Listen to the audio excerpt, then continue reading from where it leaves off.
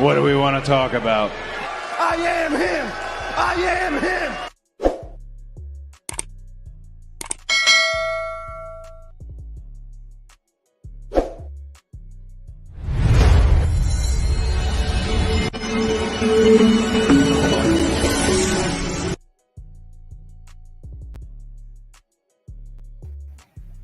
Hey, it's the Red Carpet Rain featuring TBK, the Turnbuckle King himself.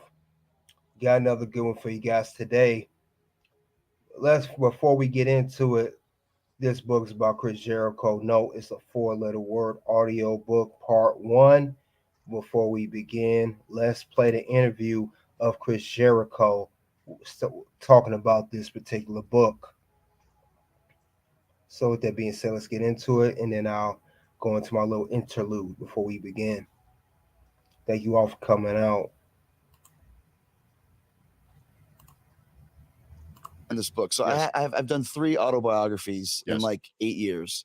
And I like to write, and I got a lot of ridiculous stories. And I thought, do we really need a 4th Chris Jericho autobiography? It made a little bit overkill. I'm not like Jack Kerouac or something like that. Nice. So I always get asked, like, how did you get into wrestling? How did you get into music? How did you make it in both? Yes. So I decided to put together like 20 lessons, 20 principles that I'd learned from famous people, fictional characters, friends of mine that enabled me to attain these goals. Mm-hmm. So one of the principles is the Gene Simmons principle, which is always dress like a star, always look like a star. Okay. The Paul Stanley principle is eliminate negativity. Okay. The Yoda principle is do not try, do. No, there's no try, there's only do. Mm-hmm. So every little thing, like all these little lessons and putting together. So now I'm like a motivational speaker now, Rich. Look at you. I'm like the next like Tony Robbins, Little. Yeah. I'm the next Tony Little and Tony Robbins is what I'm saying right now. Okay. I like it. And Paul Stanley is on your speed dial? Well, here's the thing. So there was this quote that I saw when I was 16 years old from a documentary that Paul was in. And he said, the only people that are going to tell you can't do something are the ones that have failed. I'm not going to tell you that you can't do something because I did it. You can do it. And to me, it was like he was talking to me like, you can do it. Because I wanted to be a wrestler and I wanted to be in a rock and roll band. And look at you. So here we are, full circle. Mm-hmm. I'm now friends with Paul, asked him to do the forward to the book. So his quote is what started this. And now he's doing the forward for my book as well. Well, I know it's an important word to teach kids, though. Well, yeah, right? yes. Growing up, they have to hear no. This is not no, like if you ask, no is a 4-letter word. If you ask a girl on a date and she says no, or if you want an extra cookie. I'm talking about success and building your career and living your life with an attitude of like, I'm going to do this. If you believe in it and believe in yourself, that's the Jericho principle. Believe in yourself because no one else will. Okay. You don't have to accept it. You can do it. You can do anything you want to do. And that sounds like real philosophical type of, but I have the rules that prove that in this book. What's the Vince McMahon rule? Oh, wow. It's called work hard and then work harder. He's the hardest worker in the room. Is that right? It's true. And as you know, Rich, if you want to, once again, you have to put in the work. Mm-hmm. You have to put in the time, the sacrifice, and all of those principles make sense. Chris Jericho here on the Rich Eisen Show. Would you ever want to go back to work for Vince McMahon? Oh, absolutely. I've got a great relationship. I stopped working there in May. I think last year, 2016, might have been the best run of my career. Mm-hmm. But I always come and go. It's the right way to do things at this stage, because if you're around too long, you almost get taken for granted. It's like, you're like the old prostitute on the street. There's Jericho. Oh, he's always good. But if I just compared myself to an old prostitute, you're not going to hear that anywhere else, ladies and gentlemen. Not at all. But it's like now when I leave, they're always wanting more, and then come back, and then leave and come back. Sure. So, but I love working for Vince. He's great. And he's such a unique character. Mm-hmm. I love writing about him because I have so many great stories and interesting stories and weird stories. And he'll never write a book because he doesn't like talking about himself. He doesn't like writing about himself. So if he doesn't want to do it, I will. Mm-hmm. So it's a interesting relationship that we have. The Rich Eisen Show. Weekdays at noon. All right, now this is Chris Jericho. He went on the Rich Eisen Show to promote his book, which is No, it's a 4-letter word. He explained that perfectly. He talked about success and applying it to life, not to use it to women, and basically believing in yourself. And I didn't even know now, I'm listening like you guys are, this is 4th book. So he's written multiple books in his life. And one of the books that he did write, I do have here. Now, also, this book's mainly about, you know, it talks about more than 2 decades of showbiz wisdom and advice into a 20 easy to listen to chapters. Like he said, is from developing a strong work ethic. Thanks to Vince McMahon, like he referenced. Remember to always like a star like Gene Simmons, or let it go like America's funniest home videos gig that he used to do. And of course, he has a background of being a rock star, and also, in real life, his dad was an NHL player, Ted Irvine. His real name is Chris Irvine, not Chris Jericho. That's his stage name.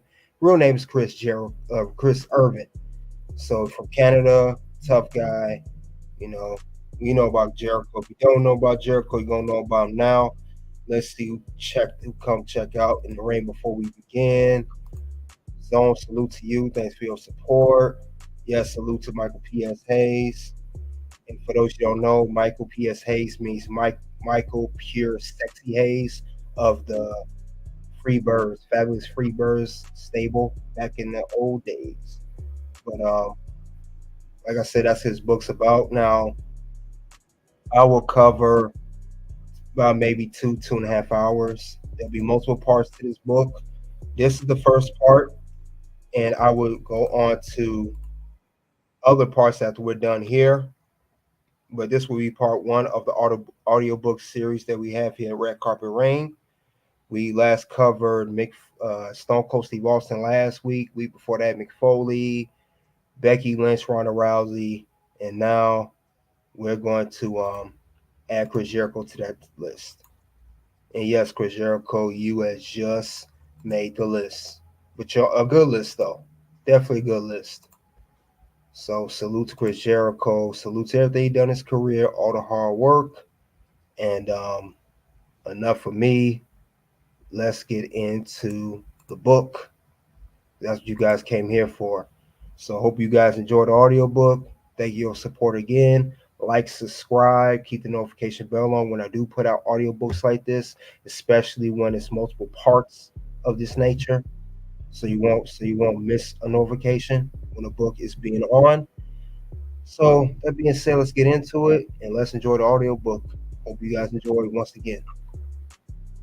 Give me 1 second. I'll pull this up right now for you all.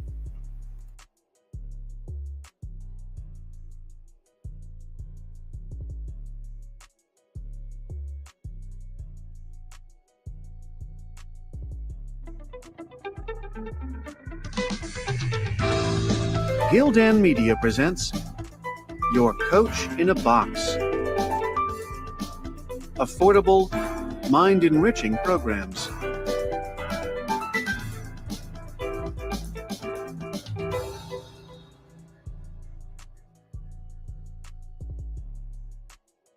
Gildan Media presents an unabridged recording of No is a Four-Letter Word, How I Failed Spelling but Succeeded in Life. Written and read by Chris Jericho. Introduction. Let's get it started in here. No, no, no. Don't say you can't when you can. KISS. No, no, no. A prerequisite of being a heavy metal kid in the 1980s was watching music videos, and one of the first bands that effectively utilized this new medium to the highest degree was Twisted Sister. TS filmed many movie intros to their videos that set the stage for the song, and the best example of this was the prelude for their 1984 monster hit, We're Not Gonna Take It. The video opened with a kid playing air guitar in his room, a ritual that I was also guilty of at the time. Until the kid's militant dad, I recognized him instantly as Niedermeyer from Animal House, bursts into the room and berates him for wasting his time and hoping that his rock and roll dreams come true. Towering over his son, he gives him the bollocking of his young life and then demands to know the answer to one simple question. What do you want to do with your life? The kid looks sheepishly up at his parental torture and barks back in Dee Snider's voice these three magic words. I want to rock. Then he strums a majestic power chord on his axe and blows his dad out of the second-story window as the song's iconic drum intro kicks in. While I never caused my dad great bodily harm by torpedoing him out of a second-floor window, I do remember having a similar answer when he asked me what I wanted to do with my life. However, in my case, the answer was a little more detailed. Yes, I wanted to rock, but I also wanted to wrestle. You see, I decided when I was 12 years old that I loved both of these equally and therefore was going to succeed at both. I never thought about what the odds were in making it in even one of these vocations, never mind the two of them, but I also didn't care. All I knew was that I wanted to rock and wrestle and wasn't interested in much else. Well, here we are 35 years later in 2017, and lo and behold, good golly, Miss Molly, here I am living both my dreams at the highest of levels. Now, even though my success in wrestling is obviously bigger than my success with Fozzy, my band has done a damn good job fighting our way into the big leagues as well. We aren't Kiss or Metallica, but we've toured with both and held our own. So I'd say that's pretty freaking good, wouldn't you agree? If you do, your million-dollar question might be, how did you achieve both of your dreams? Well, for a long time, I didn't really have a specific answer. I wanted to be a rocker and a wrestler, so I did it. But when the idea of this book was pitched to me by my marvelous literary agent, Mark Gerald, I realized there was a whole lot more to the story of how I got to where I am today than I originally thought. After much deliberation, I was able to distill the secret of my success, and I ain't talking about Michael J. Fox, into 20 simple principles, or rules, if you will, that can help you achieve your dreams too. Whether you're looking to get a promotion, land a certain gig, meet the girl or guy of your dreams, or become the first ever undisputed world champion, actually, scratch that one, I beat you to it, I think this book will help you. One of the first things I came up with was the title. It popped in my head early on into the process because the lesson contained within those 6 words is fundamental to everything I've achieved. The secret is simple, because no really is a 4-letter word. These 2 runes combined form the most crippling weapon in the English language, an idiom so evil that it has the power to derail even the most dedicated of people and crush their dreams in a split second. It's a word even more repugnant than the most abrasive of profanities, and my whole life I've wanted nothing to do with it. And let me clarify, this isn't about not taking no for an answer from the girl you want to invite to the sock hop or take out for dinner at El Pollo Loco. I've accepted those type of no's more times than you like to admit. What I'm talking about is not accepting no for an answer when it comes to what you want out of life and out of your career. That's the kind of no I've never bowed down to, and that's where the idea to write this tome came from. This book started as a list of 20 lessons I've learned that have guided me through my life and my career. Some have more importance than others, depending on the moral, and others didn't make the final cut because they just weren't excited enough to write about. You'll have to wait for volume 2 to read the Bob Backlund principle, save your money. Some of the axioms in this Vade Mecum were learned from my parents, others came from various mentors along the way, and others were taught the hardest way of all, by trying, failing, learning, and doing better the next time. My list of rules comes from different sources for sure, but all of them combined form a cohesive philosophy. I know these dictums have helped me immensely in my life, and I'm certain they can help you as well. Now, it's not like you're going to be reading the Dead Sea Scrolls or the Necronomicon, but if a few of these chapters influence your life in a positive way and help you become a happier person, then both of us will have gained something. This is my motivational book. There are many motivational books like it, but this one is mine. My motivational book is my best friend. It is my life. I must master it as I master my life. Without me, my motivational book is useless, and without my motivational book, I am useless. You dig? All right, enough of my yakking. It's time to turn the page, and I ain't talking about Bob Seger, and get started. Let's boogie. Chapter 1, the Mike Damone Principle. Wherever you are, that's the place to be. The chance you got comes never twice. Do your best and do it right. Halloween, the chance. Mike Damone is one of the coolest characters in cinematic history, and if you don't agree, well, then you don't know Jack. Or should I say, Mike. What I'm saying is, if you haven't seen Fast Times at Ridgemont High, I highly recommend that you check it out, as the story and characters are flawless. For those of you cool cats who have seen it, you might be more familiar with Sean Penn's Jeff Spicoli, awesome, totally awesome, or Judge Reinhold's Brad Hamilton, I hope you had a hell of a piss, Arnold. But the quote I always identified with the most was by Robert Romanus' Mike Damone. Damone was a Fonz-esque ne'er-do-well who would just as easily swindle you for overpriced scalped Earth, Wind, and Fire tickets as he would give you sage-like life advice. He walked the face of them all, doling out nuggets of straight fire to his nerdy protege Mark Ratner on a number of subjects, especially on how to pick up girls. When Rat is having problems figuring out a way to break the ice with his high school crush Stacy, who Damone ends up banging in a pool cabana, Mike gives him a bunch of tips on how to make it happen. Having attitude and confidence, ordering for the lady in the restaurant, and making out to Led Zeppelin 4 are all on this magic list, but it's his next tip that stood out the most to me, because it applies to a whole lot more than just picking up Stacey Hamilton. Wherever you are, that's the place to be, Mike proclaims as he majestically surveys his surroundings, spreading out his arms regally with a giant grin on his face. Isn't this great? He continues joyously. It's a brilliant piece of advice that can be used in all situations, because what Damone is saying is that no matter what you're doing or where you are, you need to act like it's the best place on earth and make the best of what you're given. Now, for example, if you take Damone's words and apply them to an assignment given to you by your boss, no matter how big or small, imagine how much more fire you will have to get it done. In my lines of work, it can be frustrating to only have a few minutes on Raw or a short set at a rock festival to show the crowd what I've got. But much like a fourth-line player on a great hockey team, if you perform that smaller role well, your team will win and you'll probably get a bigger role next time.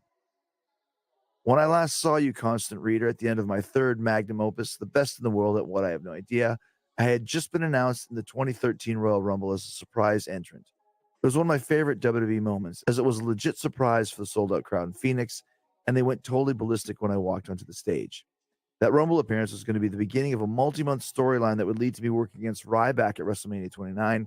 While that might not seem like such a big deal now, in 2013 it would have been a big match. At the time, Ryback's star had risen to where I feel if he had won the world title, the WWE Universe would have bought into it big time. He was so over that I even imagined a scenario where he would win the WWE Championship from CM Punk in October and go on to face The Undertaker in April at WrestleMania 29. Facing Taker at the biggest show of the year was a huge honor, the Holy Grail even. And I felt with his push and current momentum that the big guy was explosive and powerful enough to be a formidable Mania dance partner for the dead man. For whatever reason, things didn't go that way. Ryback lost to Punk and didn't win the world championship, but he was still over in a big way. And I thought a great way to build him back up again would be to work with me. When I pitched the story to the creative team for me to come back for a 6-month run through Mania ending at SummerSlam, my 2 tentpole ideas were a surprise return at the Rumble and a Mania match with Ryback. After I returned, I worked the first few months against random opponents, including an Elimination Chamber match that was so uneventful I had to Google it to remember who else was in it. I figured that my angle with Ryback would begin shortly after, as the road to WrestleMania always started the day after the Chamber pay-per-view. But it didn't, and Ryback seemed to be moving towards a storyline with Mark Henry. That confused me because even though my match had already been approved by my boss Vince McMahon, I wasn't hearing anything about it from anybody. Finally, I called head writer Dave Kapoor to find out what was going down. It turned out my suspicion was correct. Ryback is going to work with Mark Henry at Mania, Dave said, but don't worry, Vince has something else planned for you and he wants to tell you about it himself. I appreciated his candor and wondered what Vince had up his sleeve. 4 years earlier, he had worked out a deal with Mickey Rourke, who was riding a massive career resurgence from his Oscar-nominated role in The Wrestler, to have a match with me at WrestleMania 25. And even though that match never happened, I still ended up in a pretty good spot working against 3 WWE Hall of Famers in Roddy Piper, Ricky Steamboat, and Jimmy Snuka, and getting knocked out by Rourke at the end. I was excited and wondered what feature role the boss had in mind for me this time around. I waited a few weeks for him to give me the heads up, but he never did. I prodded Kapoor to give me a clue, but he insisted that he didn't know anything. I promised myself I wouldn't give in and ask Vince what he had in mind, giving him the upper hand, but with all the other Mania programs already full steam ahead, I started wondering if I was even going to be on the show at all. With just over a month until the big night, all of the top names in the company had already been paired off, along with most of the mid-card guys, except a new character with these goofy vignettes on Raw, but there was no way I'd be working with him. I assumed Vince had lined up another outside celebrity, but I'd been racking my brain and absolutely had no idea who it might be. I couldn't take it anymore, so I shot Vince a text and said, I hear you've got a secret plan for me at Mania. Liberace in a tuxedo match? Cy Sperling in a hair versus hair? When are you planning on filling me in? Vince texted me back a few minutes later and said something along the lines of, you think you're working a match at Mania? I thought I'd just have you set up the ring. Uh-oh. The fact that Vince was dodging my question behind the veil of a bad joke wasn't a good sign, and I told him so.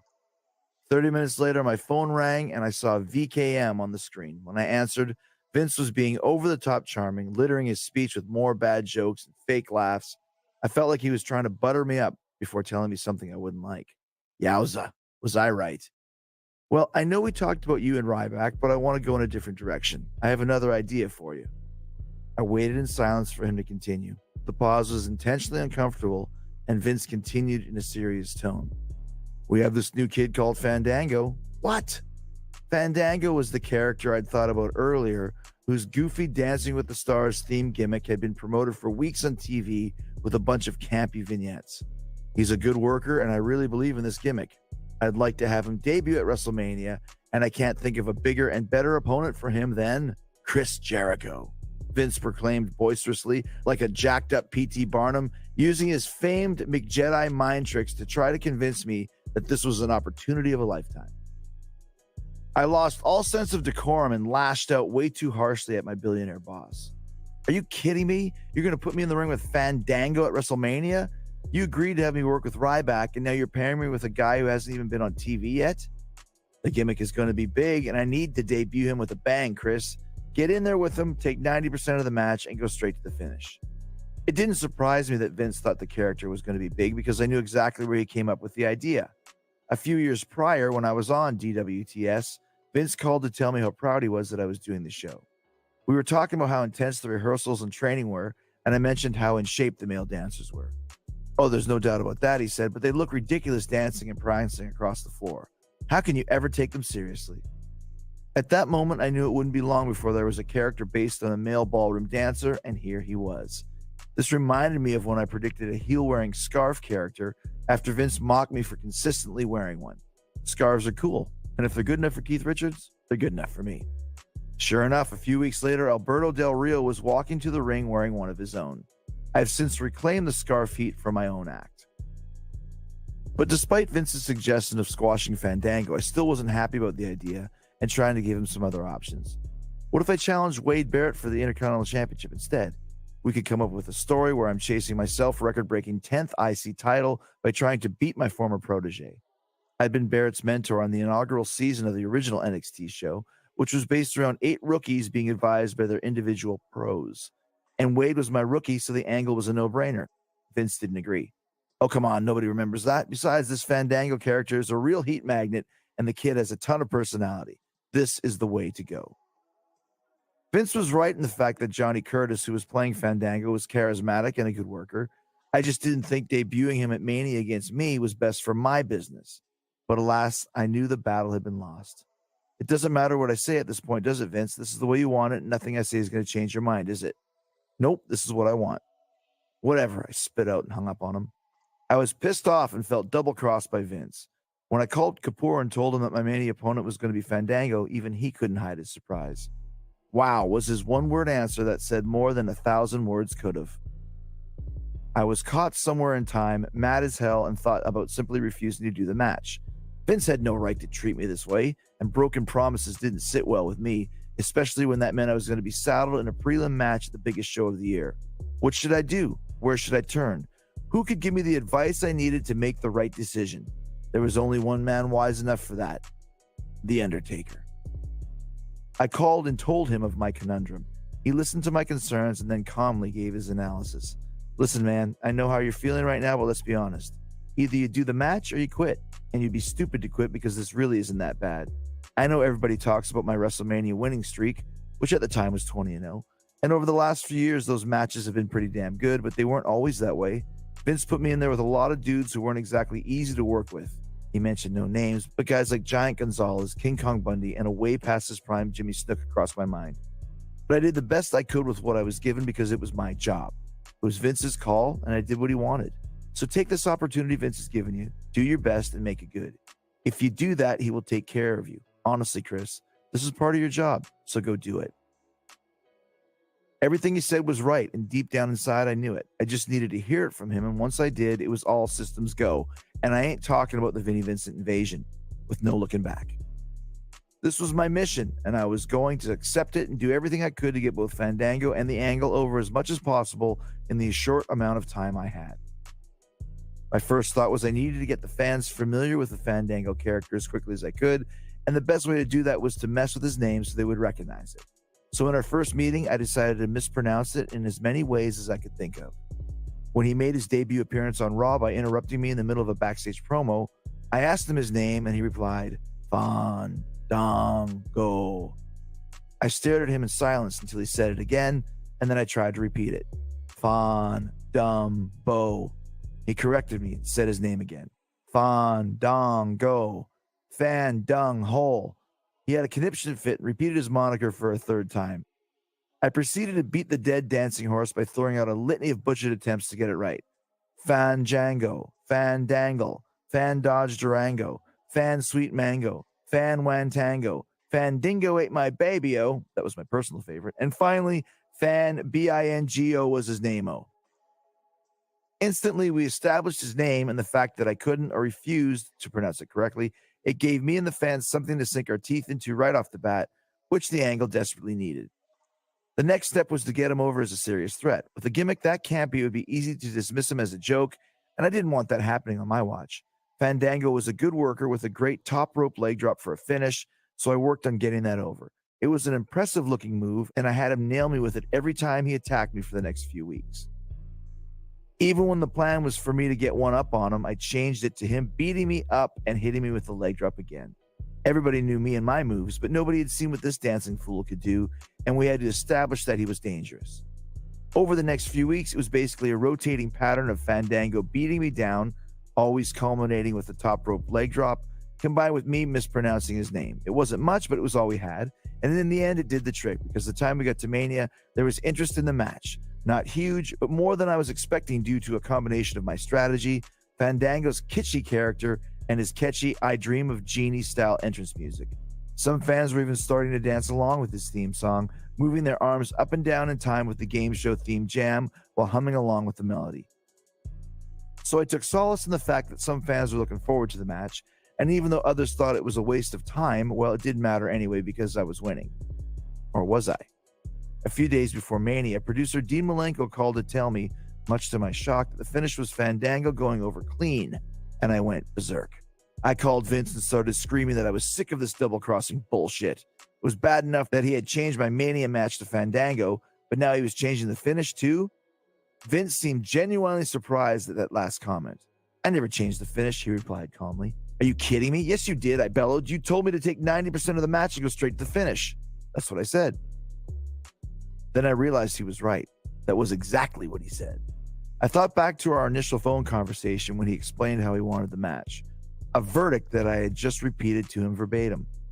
Vince said that he wanted me to take 90% of the match, aka eat Fandango up and get most of the offense, and then go straight to the finish. While he never said outright that he wanted Fandango to go over, all I had to do was use the common sense I'd learned after 23 years in the business to figure out that if Vince was high enough on Fandango to book him in his first match with me at WrestleMania, there was no way he'd have him lose. I had stuck my patent leather boot in my mouth by assuming I was going to go over, and we all know what happens when you assume. It makes an ass out of Yumi. Now, I'm not sure who the hell this Yumi is, but you get the point. I told Vince that nobody in the audience would buy Fandango beating me clean, but that was precisely what he was counting on. That's what I want. I'd be thrilled if 75,000 people started chanting bullshit at the finish. The less they buy it, the better. I really want to piss them off. I was still a little pissed off myself, but now that I knew the finish and understood the reason for it, I hunkered down and strategized on how to make the best of it. I had no interest in taking 90% of the bout because I couldn't think of a more boring scenario than a Chris Jericho squash match at Mania, even with a twist ending. So I put the match together with the idea that Fandango could beat me at any time. That worked great because at that point, nobody in their right mind thought I was going to lose that match, and I used that to my advantage to put together the most exciting contest possible. The match ended up being not bad, not a classic by any means, but a good second match on the show. The finish would have me go for a lion salt, but Dango would put up his knees. However, I would land on my feet and try for the walls, but he would then small package me for the Duke. It didn't go as smoothly as I would have liked, as I overshot him on the moonsault and had to no-sell the fact that I completely missed him, but it was what it was. The most important thing was that after he went over, the audience was shocked. They didn't chant bullshit like Vince had hoped, but they certainly didn't buy it either, and that's the way he wanted it. What they did buy was the entertainment value of the campy Fandango character, especially the next night. Every year, the Raw after WrestleMania is notorious for being infested with hardcore fans from around the world who try to hijack the show by doing whatever they want, regardless of the performers or writers' intentions. They seem to be more concerned with getting themselves over than sitting back and enjoying the show. And it's become an annual tradition to see what ridiculous shit they may come up with throughout the course of the night. So at the Raw after WrestleMania 29 at the Izod Center in New Jersey, those wacky hardcore fans made Fandango the most over character in the company. All night long, the crowd sang his theme song Cha Cha La La, which even made it to number 44 in the UK singles charts, and did the annoying hands up and down dance ad nauseum. When he actually came to the ring, they exploded. If you gauge the reaction on the WWE all-time biggest pop Richter scale, I would say it landed somewhere between Hulk Hogan in 1986 and The Rock in 2002. It still wasn't at hashtag Road Warrior pop levels, though. Even crazier, when I was leaving the venue after the show, there were literally hundreds of fans in the parking lot singing a song as they were walking to their cars. It was so loud that I called Vince and held the phone out the window so he could hear it. Say what you want about that character, but at that moment on that night, Fandango became a cult hero, and I'm taking some credit for that. Granted, Johnny Curtis had done a great job playing the character and getting himself over, but I laid out the blueprint. What's the lesson here? It all goes back to the Mike Damone principle.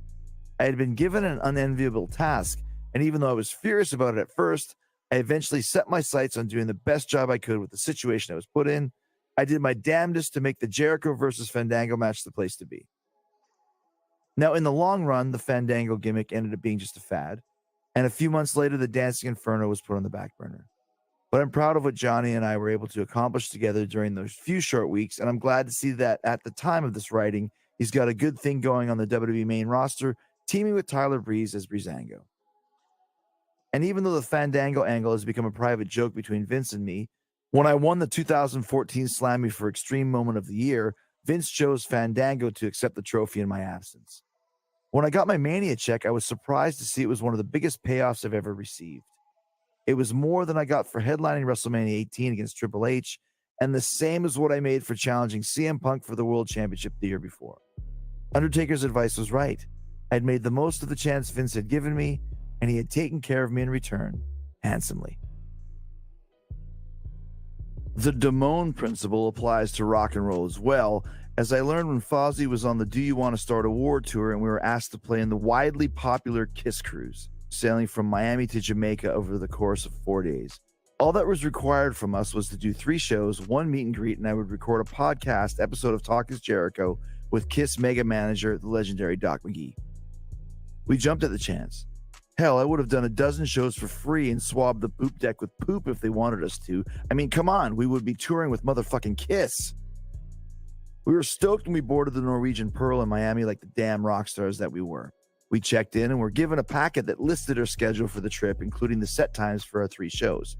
I'm always a stickler for details, so I checked to see when we would be playing, and more importantly, if we would be clashing, aka playing at the same time, with any of the other bands. The first show was free and clear as we were slated to play as the last band of the night, which was perfect as everybody was going to be in a partying mood and would be ready to rock.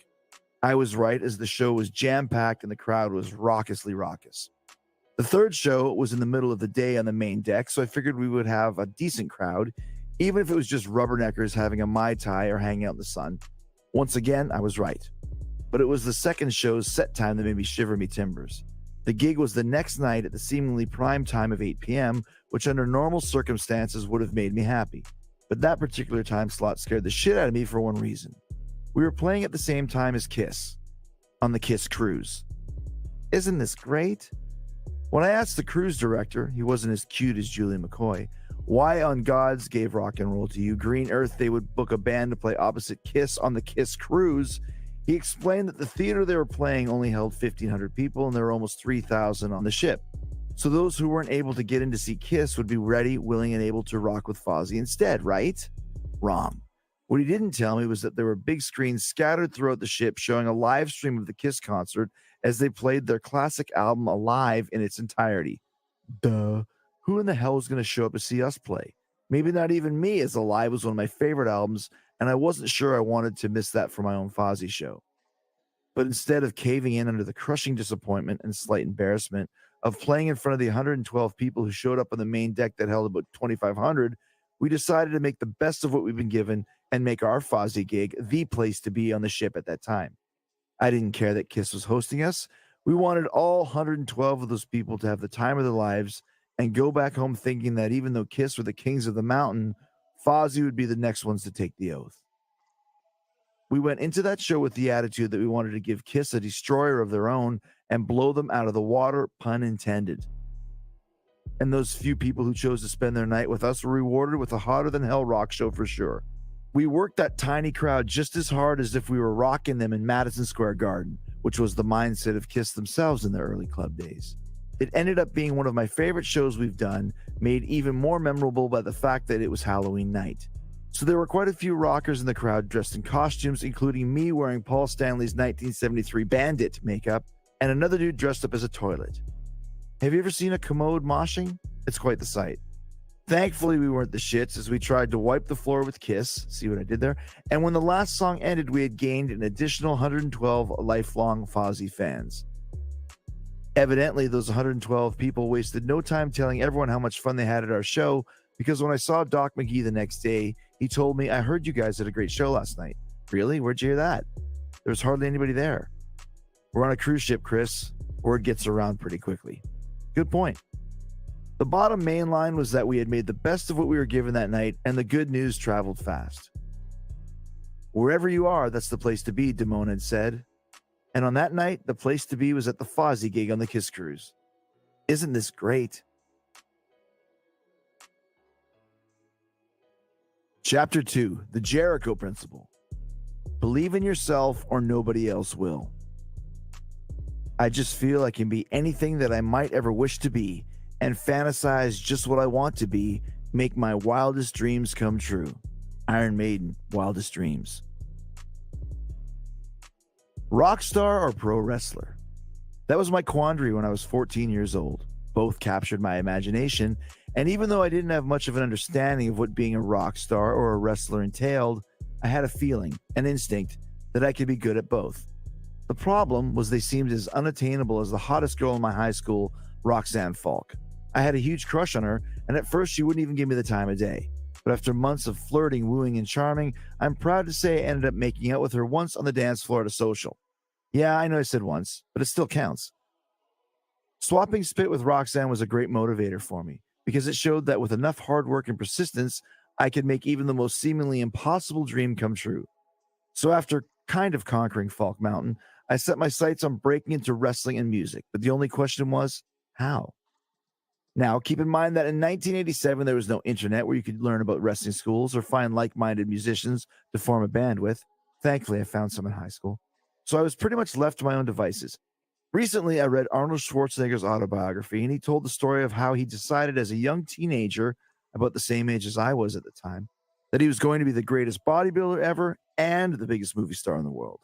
I'm sure when his buddies in the small town of Thal, Austria, heard about his double fantasy, they gave him the same reaction that my buddies in the small town of Winnipeg, Canada gave me, mocking disbelief.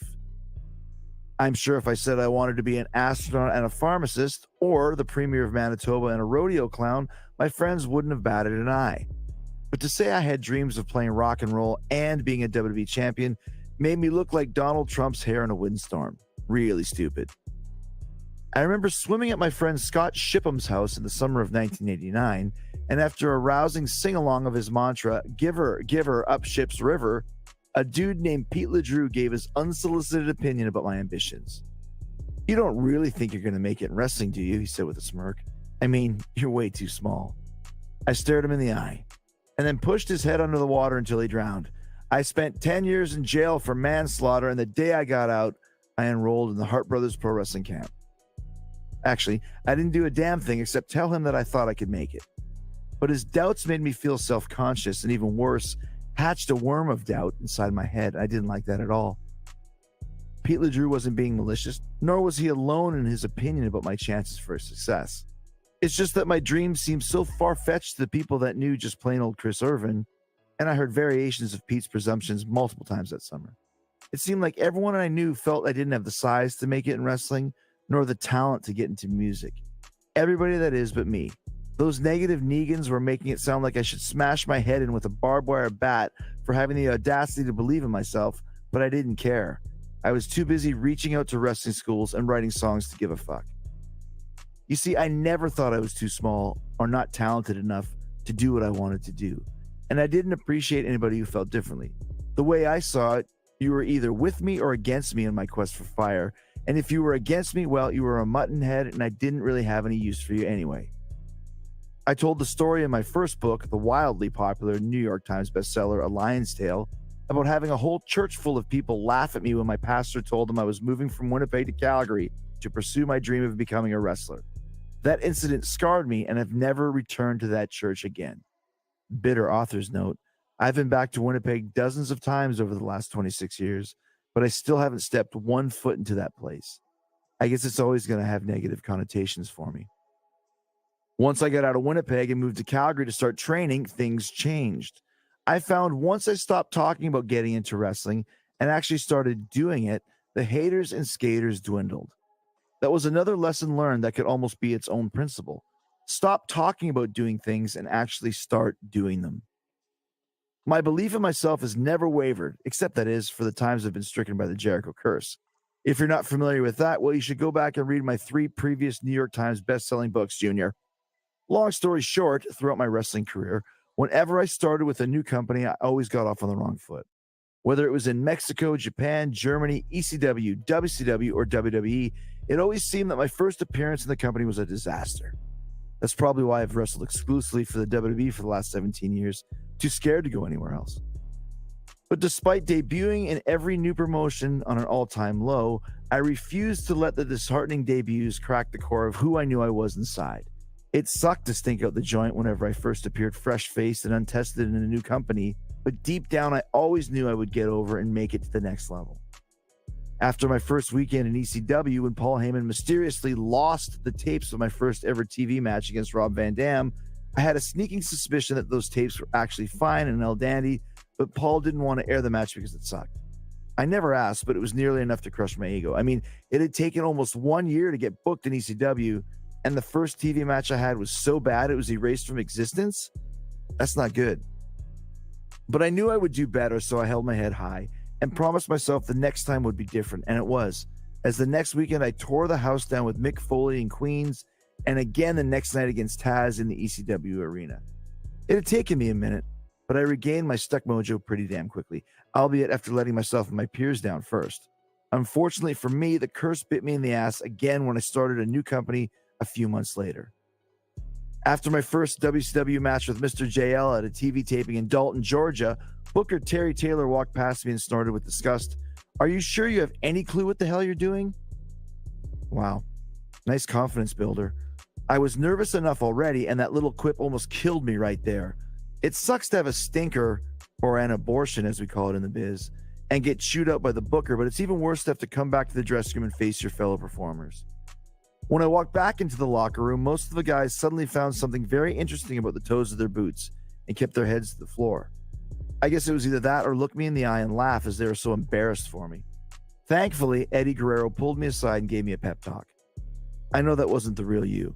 You're nervous, and as a result, you didn't look very good out there. But I've seen your work. I know you can do better.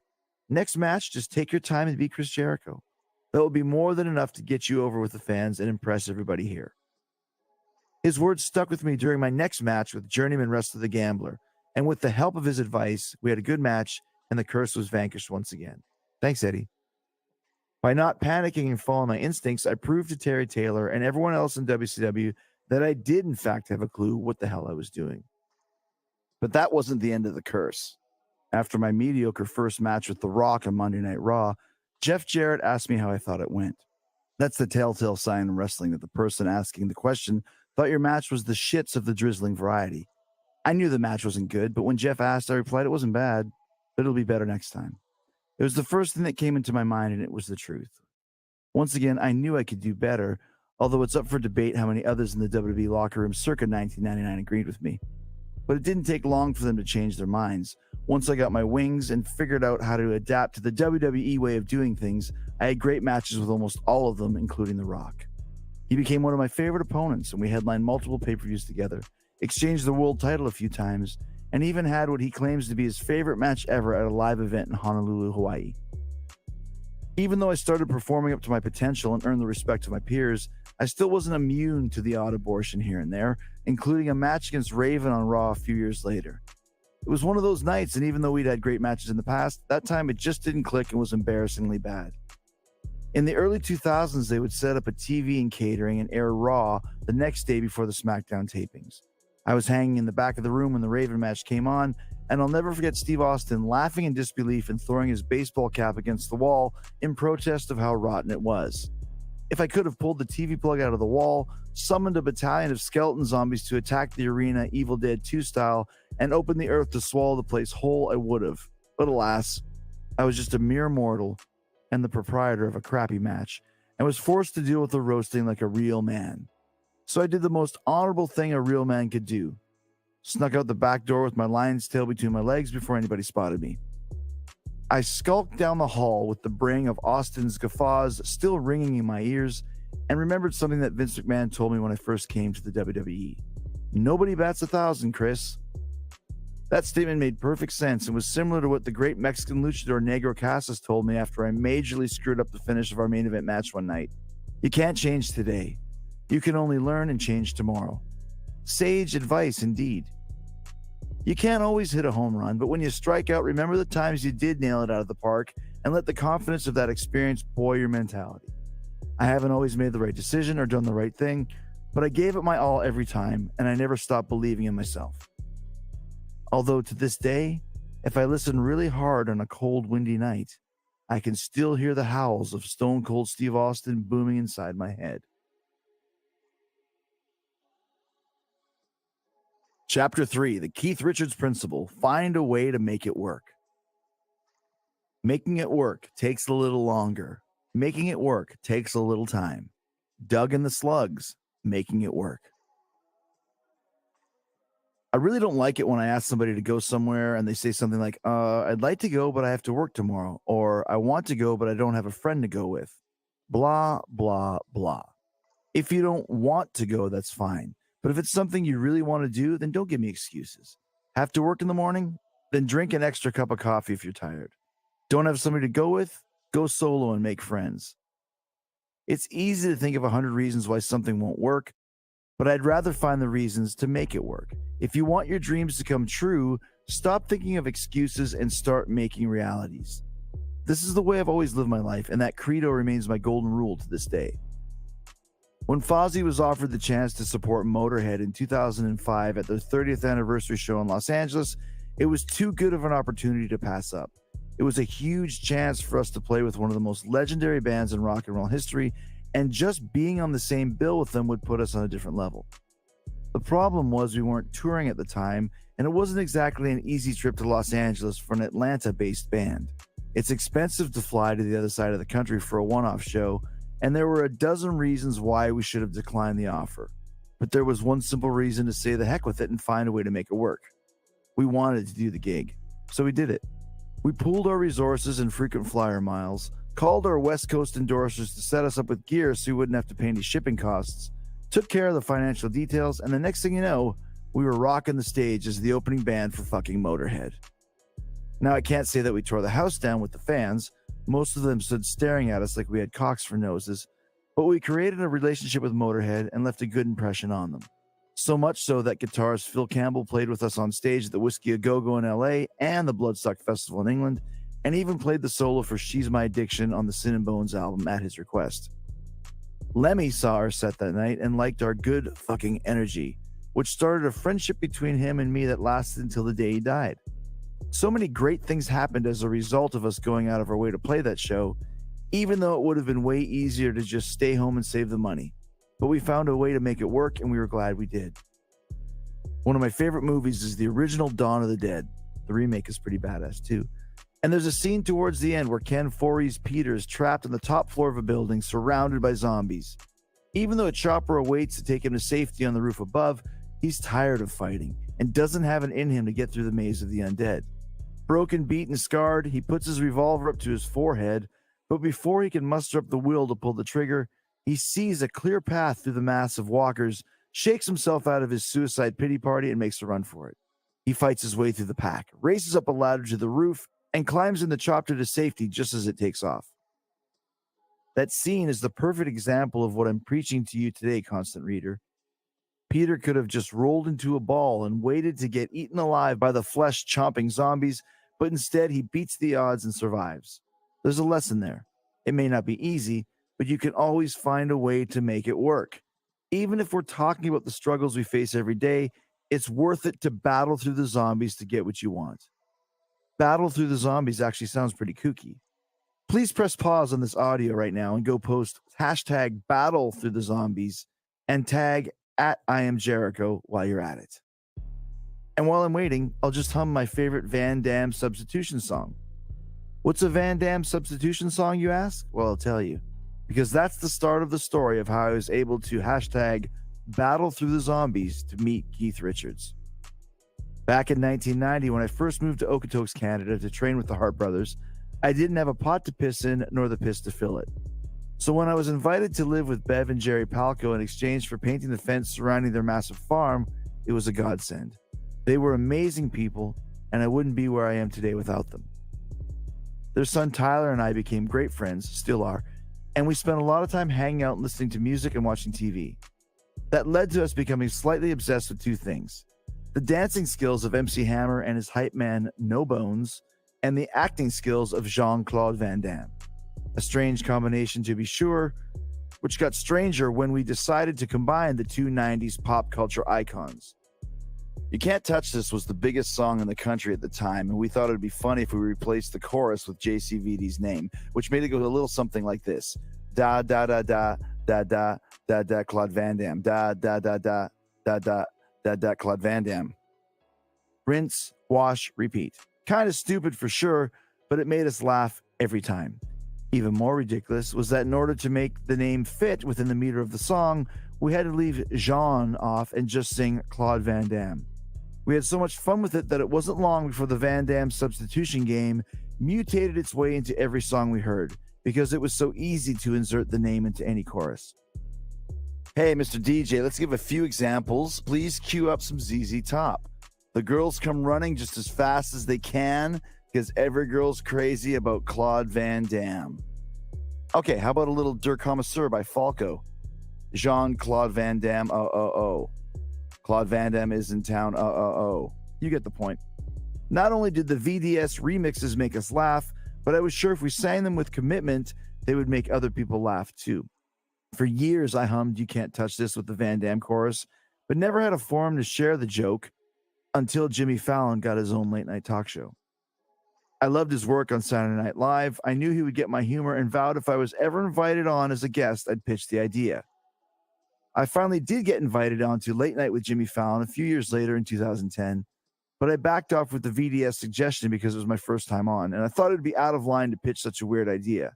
But the segment went well, and when I was invited back in 2012, I called Jimmy's producer Jim Juvonen and explained the idea. He asked if I could send him a sample, so I warbled a medley of VDS tunes into my voice app and shot the file over. He emailed me back and said he liked it and would pitch the idea to Jimmy. Then a few days later, he let me know that while they liked the idea, they had decided against using it. I was bummed, but you can't fight City Hall, and I figured that was it. A few nights later, I was getting ready in my dressing room 20 minutes before the start of the Fallon show when Jimmy, a great guy with infectious energy, exploded into the room like a whirling dervish. Chris, great to see you. Thanks for coming back on the show. Listen, I just heard about your Van Damme idea, and I love it. It's hilarious, and I'd like to do it. Wow, that was a pleasant surprise. But it made me a little nervous. Obviously, I love the idea too, but we hadn't rehearsed anything, and this was literally the last minute. How would we be able to pull it off on the spot? I expressed my concern to the boss. Don't worry about it, man. Quest will just follow along with you. Questlove is the leader of Jimmy's house band, The Roots, and they are the best in the world at what they do. They can play anything, and after I thought about it, I realized they'd have no problem improvising the whole bit. We would find a way to make it work. My segment started, and after about 5 minutes in, Jimmy asked me about the Van Damme substitution song. I smiled and bashfully asked the audience if they'd like to hear a sample.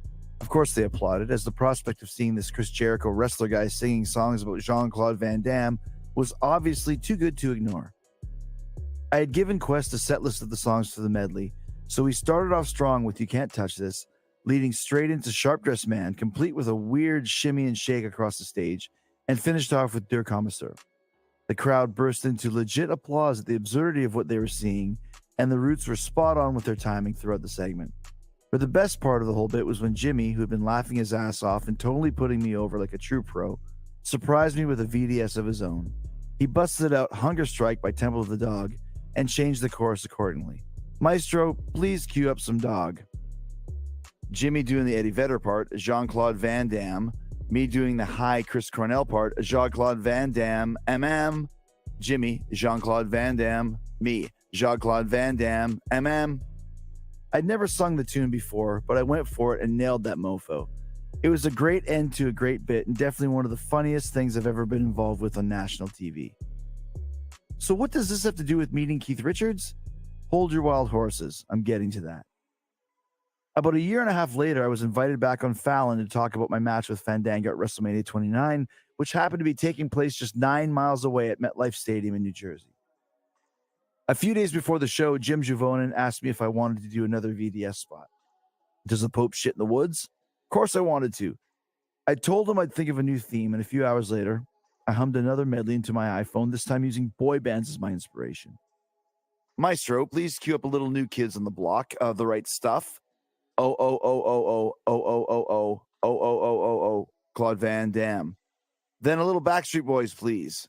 Tell me why, ain't nothing but a heartache. Tell me why, ain't nothing but a mistake. Tell me why, I never want to hear you say, I want Claude Van Damme.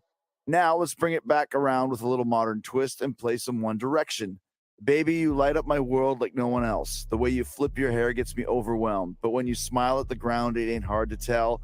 Oh, oh, oh, you don't know Jean-Claude Van Damme. Oh, oh, oh, you don't know Jean-Claude Van Damme. This time the bit was approved, and when I arrived at 30 Rock, I went straight into rehearsal and worked it out with the Roots. The medley killed for the second time in a row, and Jimmy once again put me over by singing along, especially on the One Direction tune. Now, I'm sure you've been wildly entertained by my VDS story, but I know you've been waiting patiently to hear my hanging out with Keith Richards story, right? Okay, allow me to come to your emotional rescue and tell you. I was sitting in producer Jim's office after my rehearsal with the Roots, shooting the breeze and catching up. The subject turned to upcoming shows, and Jim pointed out a calendar on the wall with the next few weeks of guests scrawled under each date. It was a Thursday, and when I looked to see who was going to be there the following week, I was impressed that Keith Richards was scheduled for Monday. Apparently, out of all the American talk shows, Keith only did Jimmy's and had made multiple appearances, smashing it every time. If you're going to be in town, you should come by. I'm sure Jimmy will introduce you. I thanked him for the offer, but told him since Raw was on Monday, I wouldn't be able to make it. Or would I?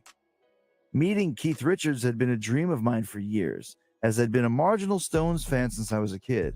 But ironically enough, it wasn't until I saw their reunion tour in December of 2012 on pay-per-view, promoted by Vincent K. McMahon himself, that I really got into them.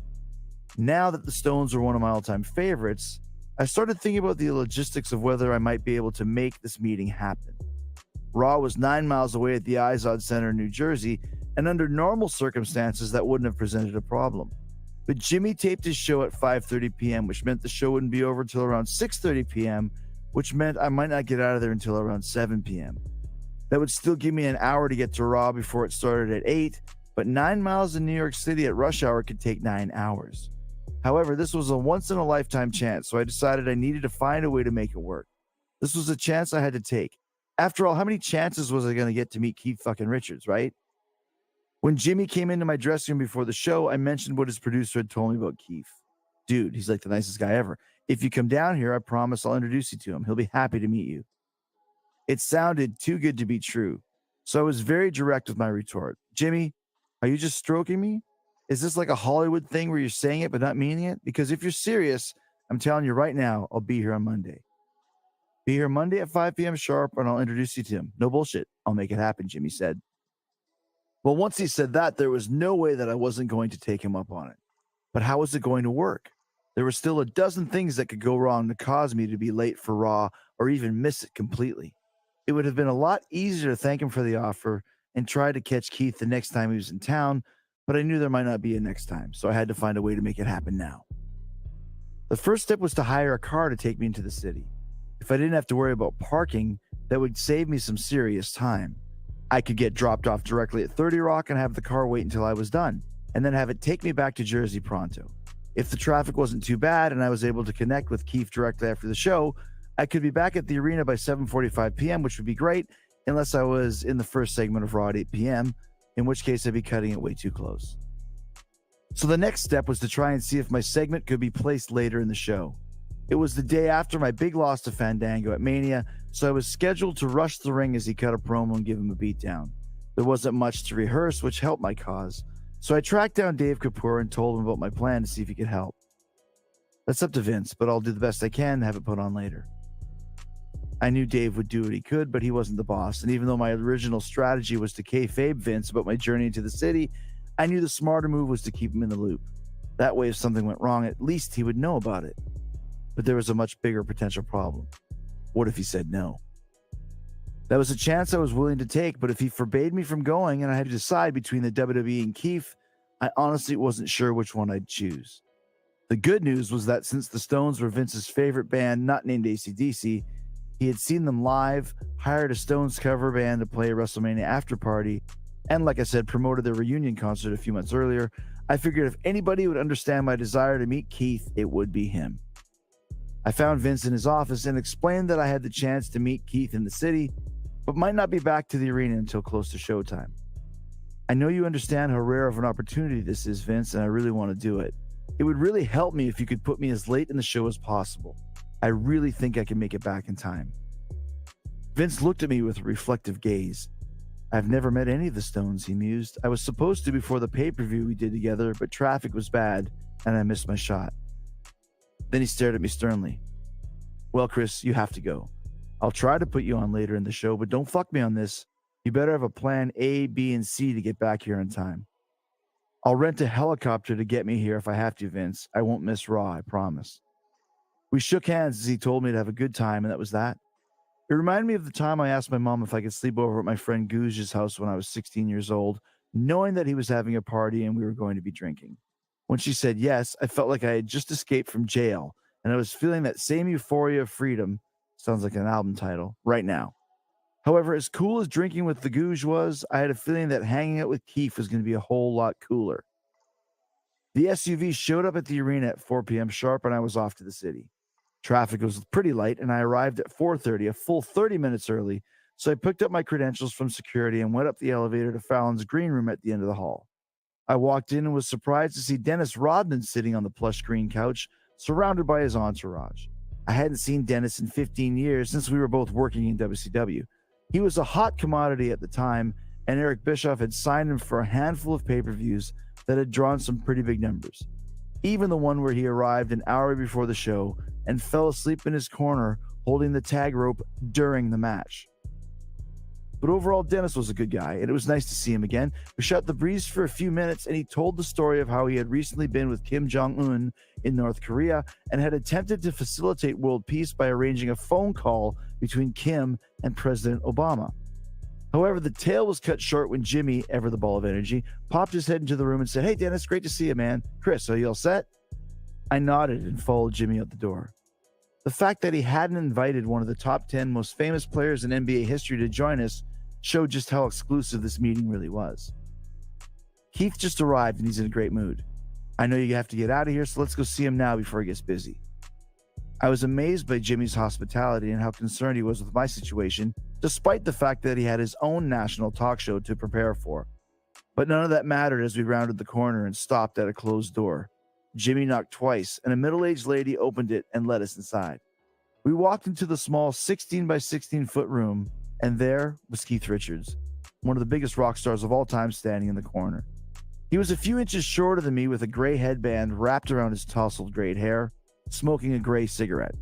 The wrinkles on his face were more prominent in person, and there was a slight old man's potbelly discernible beneath his t-shirt, also gray, that displayed the slogan, "I only take the stuff to stop the bleeding," emblazoned across the front. He smiled and cackled his famous gargling razor blades laugh. "Jimmy, how are you, man?" "I didn't think you were in here, Keith. I couldn't smell any cigarette smoke," Jimmy remarked with a smile. "Yeah, man. I just got this new ashtray that sucks up the smoke so you can't smell it," he said with wonder, despite the fact that my grandma had the same contraption in 1977.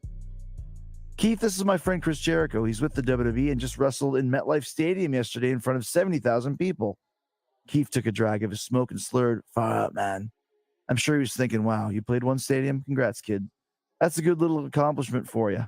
Now get back to me when you've played 1,000 of them like I have." I nervously mumbled a few words about how much of an honor it was to meet him and then recovered quickly and asked him about his grapefruits. Now, I wasn't referring to Vince McMahon-style testicular grapefruits, but rather the special strain of large citrus plants he grew at his home that Jimmy had told me about earlier. Keith launched excitedly into a detailed description of his special produce and how he cultivated them. Then he reached into the mini fridge on the floor and pulled out a glass bottle for Jimmy. This is the soda from Jamaica I was telling you about, man. I brought you a sample. You're going to love it. After more small talk, I mentioned that I'd seen the Stones pay-per-view a few months earlier, and one song in particular had stood out to me.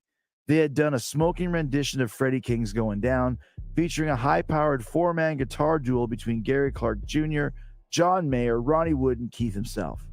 I mentioned that while the other guys had pulled off their most dexterous solos, when it was Keith's turn, he merely played one note, bent up the string, and struck a kick-ass pose.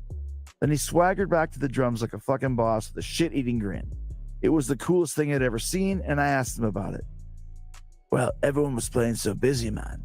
I just decided to pick one note and stick with it. But I had to make sure it was a good one, he quipped before barking into another barrage of his boisterous laugh. I joined in and mentioned how cool it was to see the Stones back on stage after a lengthy layoff, and asked him if they were thinking about doing any more shows. Absolutely. I knew if I could just convince him to play one show, that he would get the bug again, and he would want to do more, and that's what happened. He was on the phone with me the next day to talk about a tour. I realized, of course, that the he and him to whom Keith was referring was Mick Jagger, who'd famously feuded with his pal over the last few years. But now that the heat had apparently blown over, I'd just been given the exclusive news by one of the Glimmer twins that the Rolling Stones were ready to do some more dirty work, baby. We chatted for a few more minutes as Jimmy explained what they had planned for that evening, including a bit where Keith would be sitting in the audience heckling himself as he got interviewed. Whatever you want, Jimmy. Anything for you, man. Then Jimmy asked if he could take a picture of me with Jumpin' Jack Flash himself. Of course, man. Just make sure you get my good side, Richard said with a grin. Wait a second. I'm 69 years old. I don't have a good side. Insert Rusty Blade chuckle here. He slid his arm around me and I laughed as Jimmy snapped the photo. It was a great shot, and I've gotten more comments about that picture than any other I've taken. As a matter of fact, when I sent it to Guns N' Roses guitarist and my bro Slash, he dug it so much that he said he was going to print it out and save it.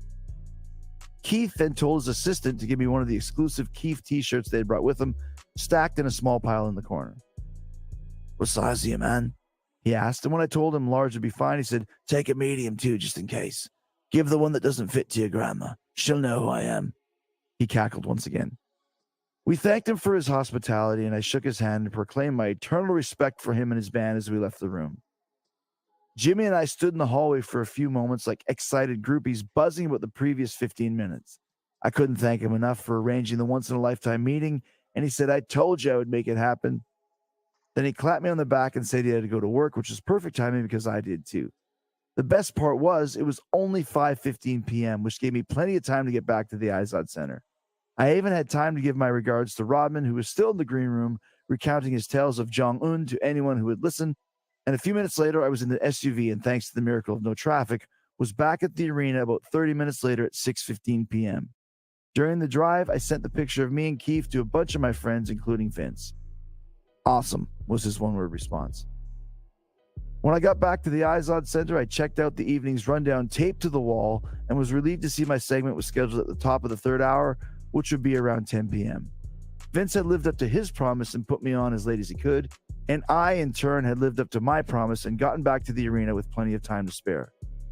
So despite all the reasons why it might not have worked out, I had taken a chance, beat the odds, and met Keith Richards. A few weeks later, I sent a rare Rolling Stones vinyl box set to Fallon's office as a token of my appreciation. I received a nice email back from him saying what a great time it was, and that I had an open invite to return to his show whenever I wanted.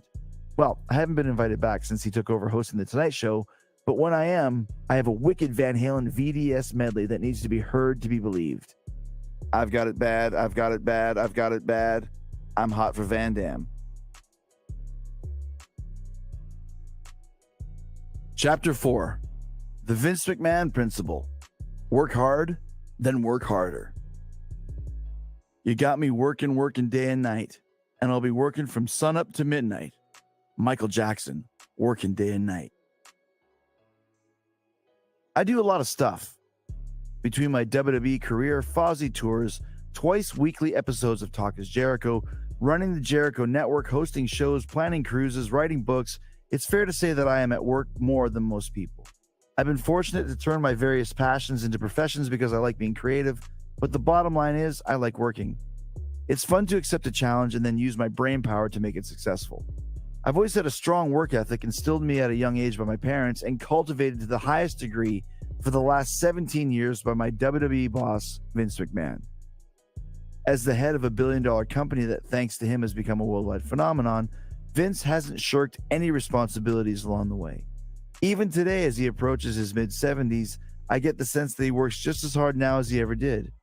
His joie de vivre for what he does is infectious, and I honestly enjoy being around him.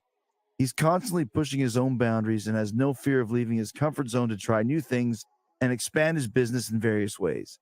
They don't always work, XFL, but most of them do, like the WWE Network and last year's Raw SmackDown brand extension, and he continues to expand his business model every year. He also has a model that I apply to myself when I'm working on all my various business ventures. There's no job too big or too small, Chris, he told me one day in his office as he bent over to pick up and throw away a random bit of trash.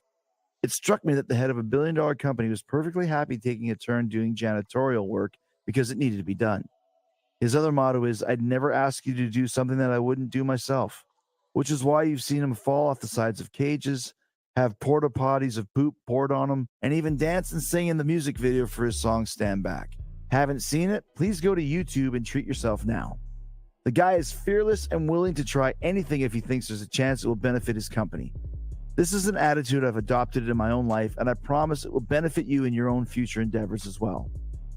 A few years ago, I hosted the revamped WWE Tough Enough on the USA Network.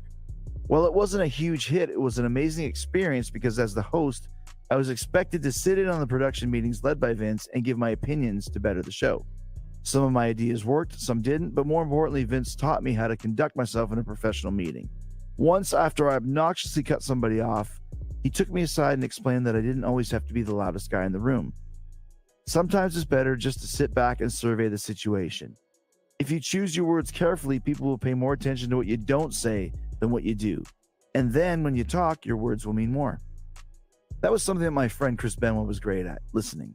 He didn't say much, but when he did, he commanded your complete attention. If he was bothering to talk, you knew he had put great thought into what he was about to say. After a live episode of Tough Enough, I was invited to ride on the WWE corporate jet so I could make it to the NBC Upfront convention in New York City to do press the next morning. Despite the fact Vince ribbed me and left the TV studio without me, I still made it to the airfield on time and took a seat on the plane directly facing him. Over the course of the next 3 hours, we had a blast talking about AC/DC and the Stones, Dancing with the Stars. Vince was very supportive of my decision to do the program and admired the balls I had to actually go through with it. Old-time wrestling and ribbing the Big Show, one of his favorite topics. All the while enjoying a few cocktails, as two gentlemen are wont to do. As a result, I was pretty loaded when we finally landed in New York around 4 a.m. I was tired and dreading the fact that I was going to have to wake up in a few short hours to get ready for the big press day, but apparently Mr. McMahon didn't feel the same way. What are you doing now? He quizzed me. Want to go to the gym and work out? Go to the gym? Are you nuts? I'm wasted and I got to get up in 3 hours, I slurred in disbelief. So, I have to get up in 2.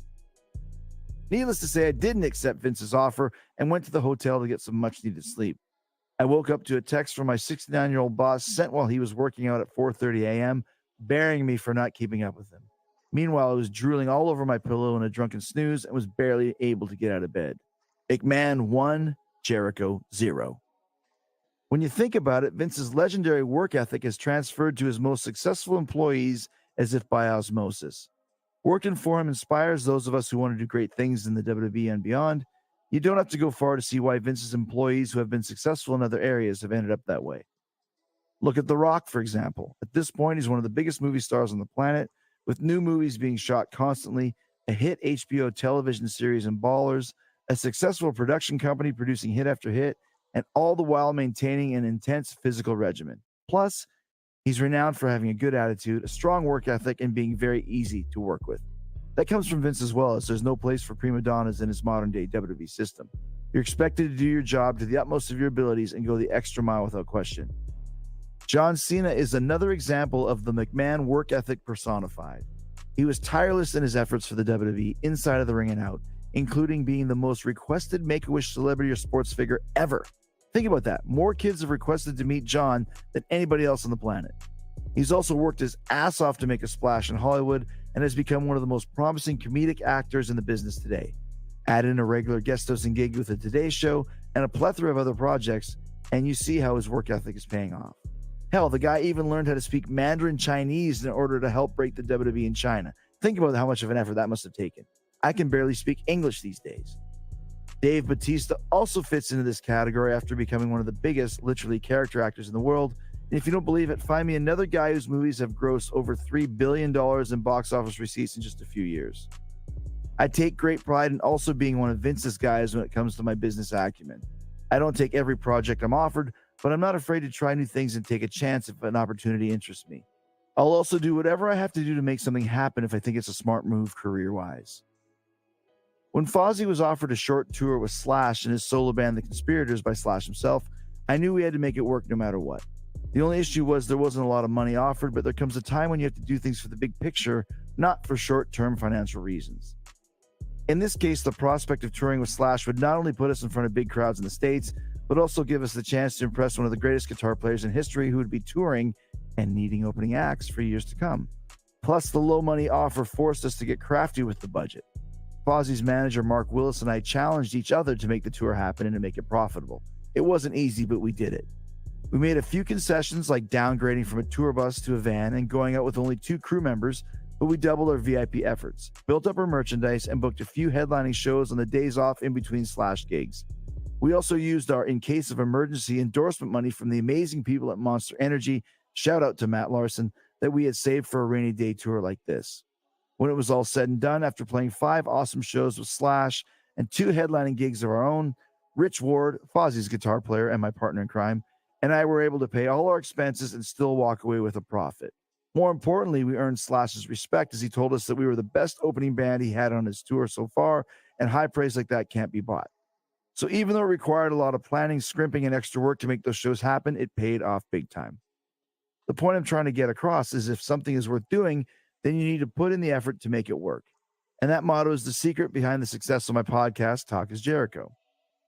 After finishing up a 2-year run of the Rock of Jericho show on Nikki 66 Cents channel on Sirius XM, I was looking for another radio gig.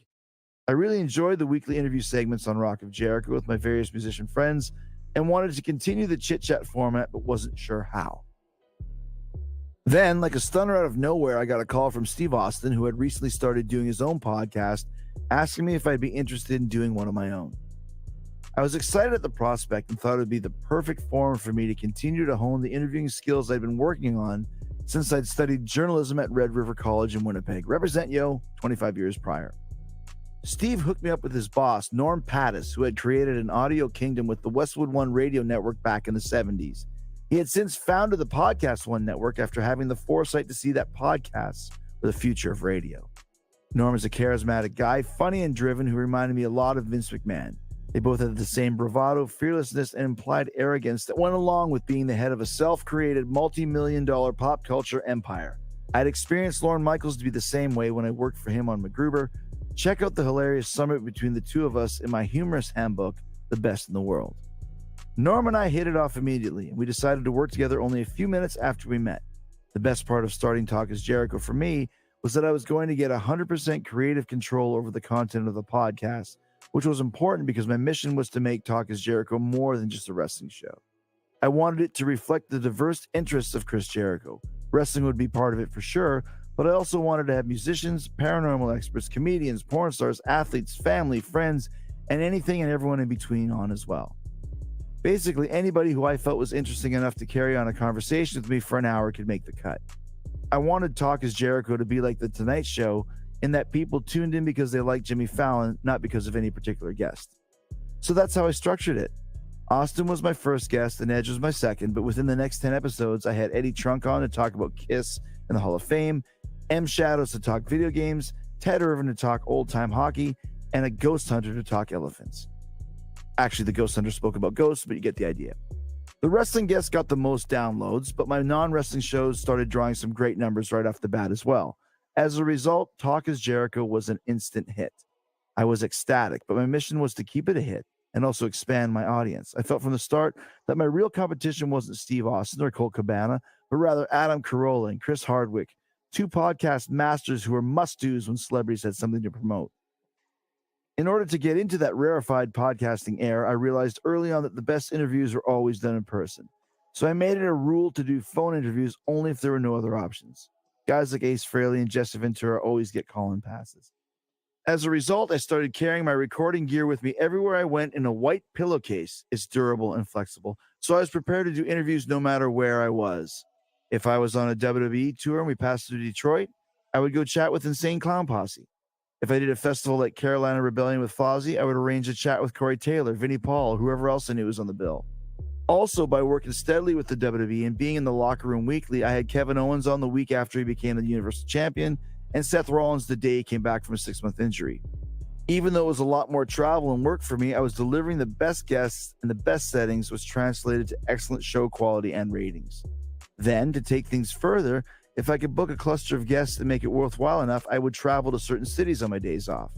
For example, I flew to Chicago to talk to Charlie Benanti about the Beatles, Billy Corgan about TNA Wrestling, and Bobby Hall about the WHA Winnipeg Jets all in one day. Then I flew to Las Vegas to talk to Nico McBrain from Iron Maiden, Annie Lobert from Hookers for Jesus, and the Disco Inferno from the Soup Kitchen. Then I'd zip over to New York to chat with Paul Heyman, Jim Brewer, and the Impractical Jokers. I was going out of my way to get the most interesting and diverse guests, and I didn't care if I had to spend some money in the process.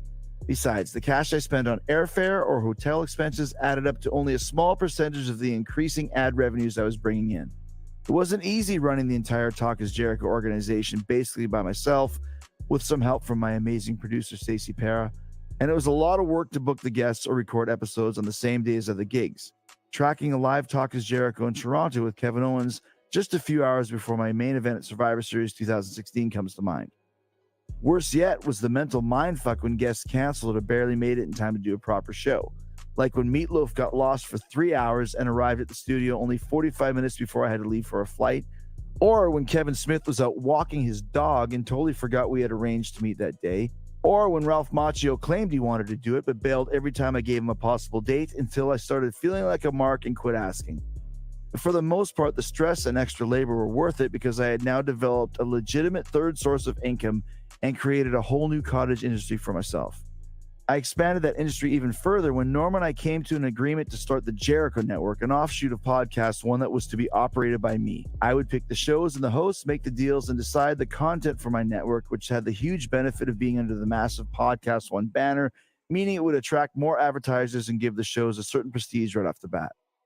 The first podcast on TGM was Keeping It 100 with Conan, and it was a success right out of the gate. Many others followed, and while some were hits and others were not, all of them were quality programs with subjects and hosts as diverse as Talk is Jericho. I'm very proud of all the shows on my network, as well as the fact that I have a vehicle to put them on in the first place. I'm also proud that I've never become complacent. I may be accomplished in wrestling and music, but it doesn't stop me from doing the work required to be an A-list podcaster as well. You shouldn't be afraid to do the same. Take a chance, expand your horizons, because with hard work, you will always succeed. Now that you've finished this chapter, get back to work. You can read the rest of the book later. Chapter 5, The Richard Hayden Principle. Don't take no for an answer.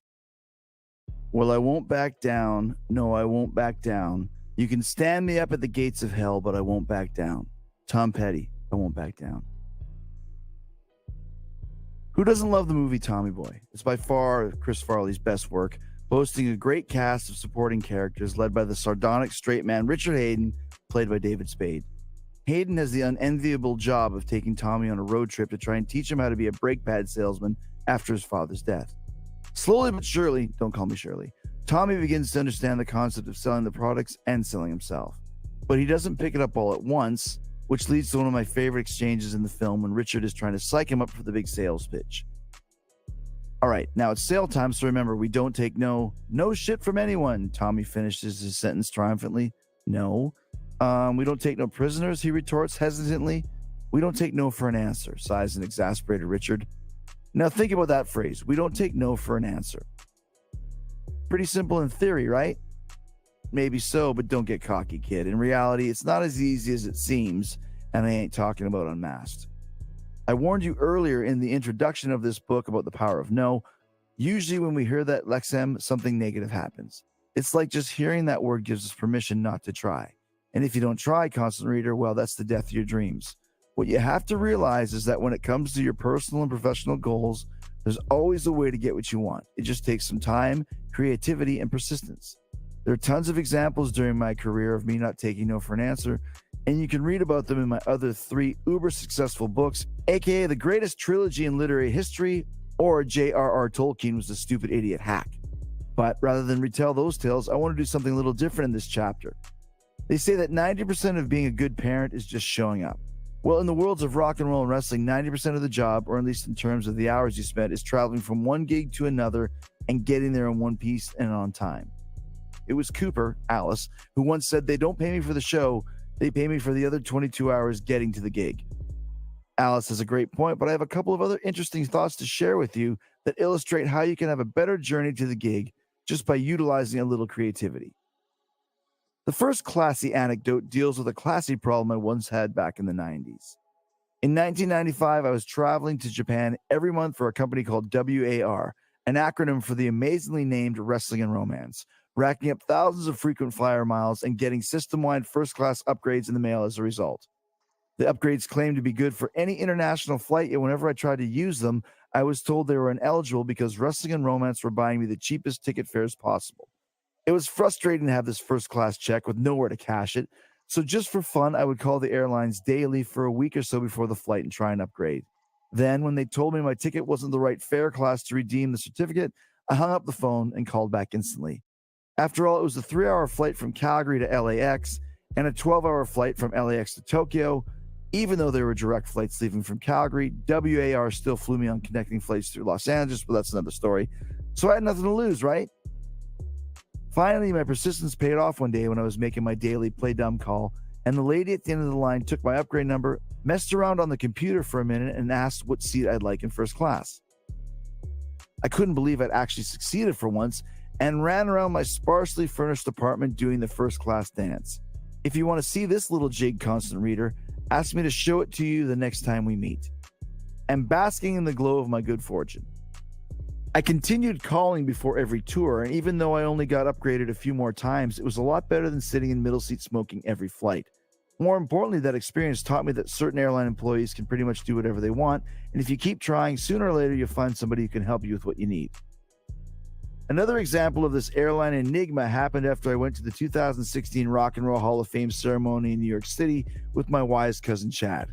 After drinking all night with Lars Ulrich and Roger Glover of Deep Purple, does your foot hurt from the names I just dropped? We slept through the alarm and missed our early morning flights home. My heart started beating faster than Lars's drums on Dyer's Eve when I remembered that my son Ash had a big football game later that afternoon and I couldn't miss it. Luckily, I was able to quickly rebook another flight that left only an hour after the one I had slept through, but after lazing around the room for half an hour, I realized that I didn't have as much time to make it to the airport as I thought. Scrambled out of the hotel quickly. My flight was leaving out of the JFK airport, which was a ways away from our Times Square lodging, as well as the worst in the United States to check into if you're in a rush. Besides being one of the only airports in America where you have to check in exactly 60 minutes before your flight, being just 1 minute late will cause your reservation to automatically be canceled and rebooked. Getting from the rental car area to the check-in takes at least 30 minutes on the slowest train ever. So even though I got to JFK, and I ain't talking about Kevin Costner, about 75 minutes before my flight took off, which would be plenty of time in almost any other airport in America, I knew I could still be in trouble.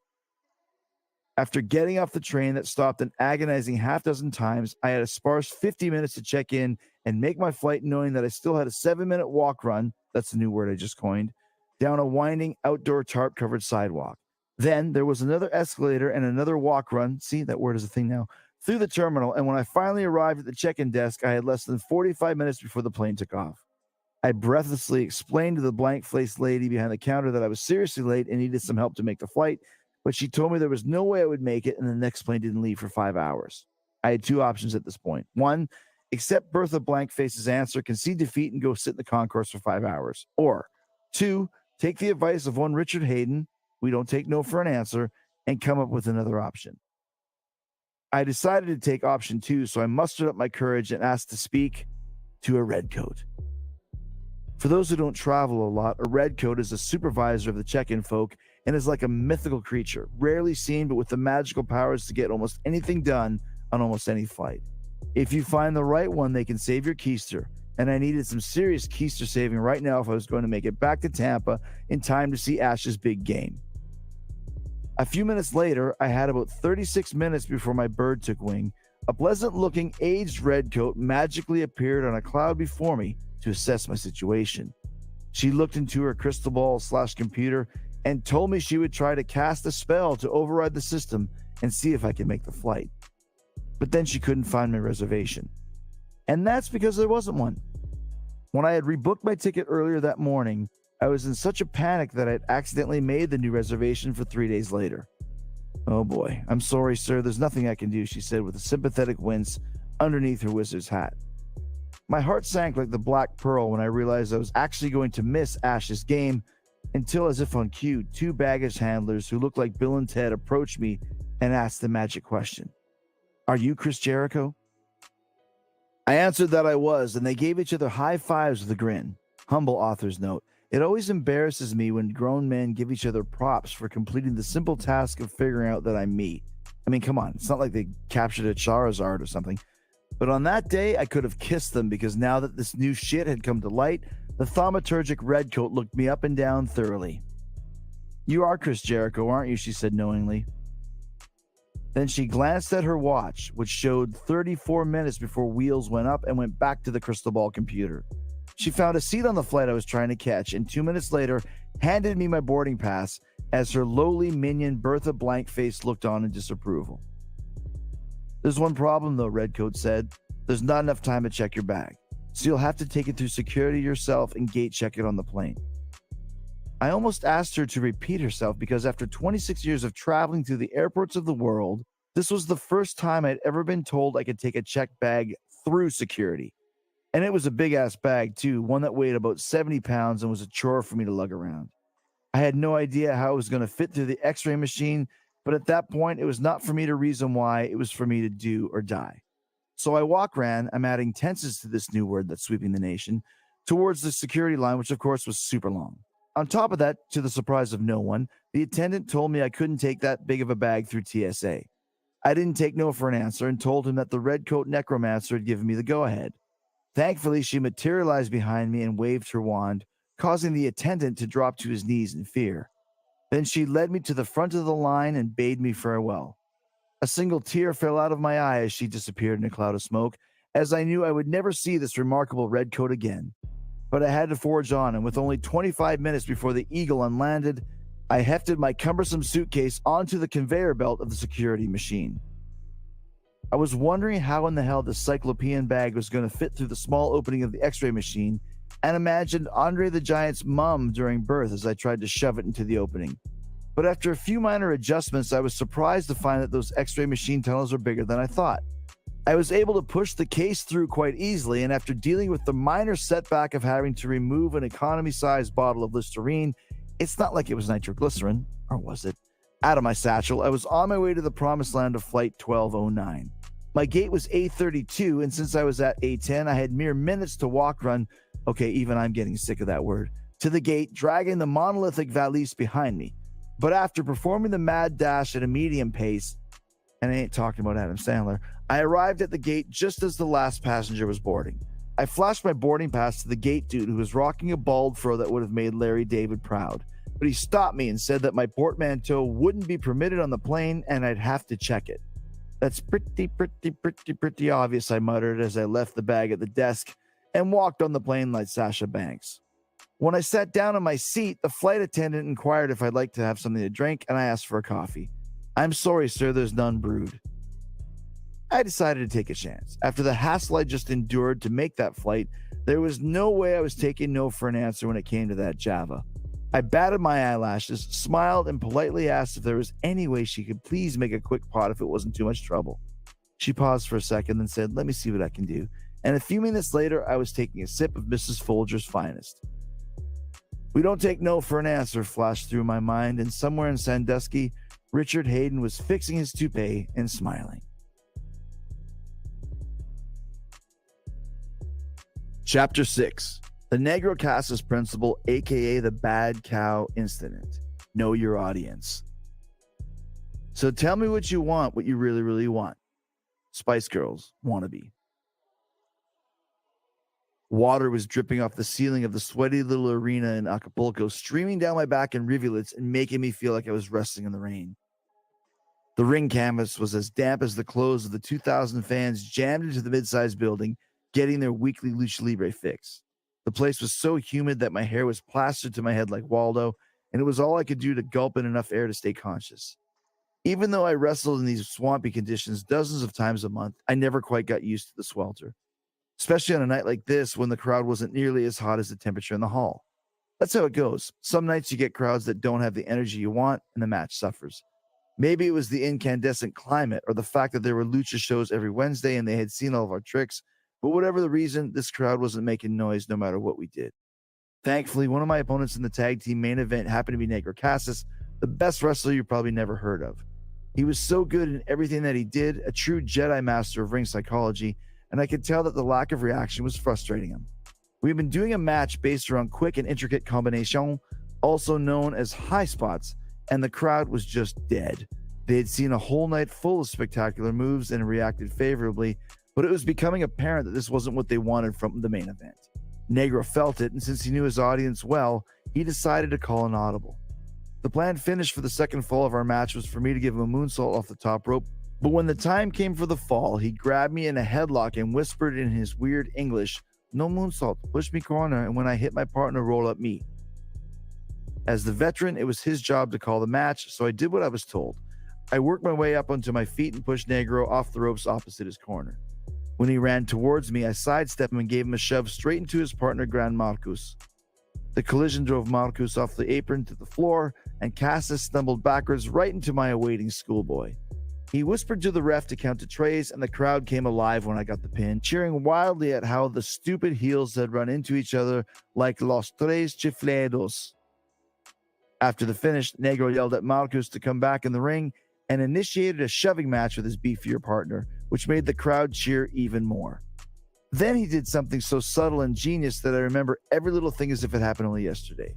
With the water still running down the sides of the walls and the humidity so thick you could cut it with Valerian steel, Negro yelled at the ring announcer to hand him the microphone.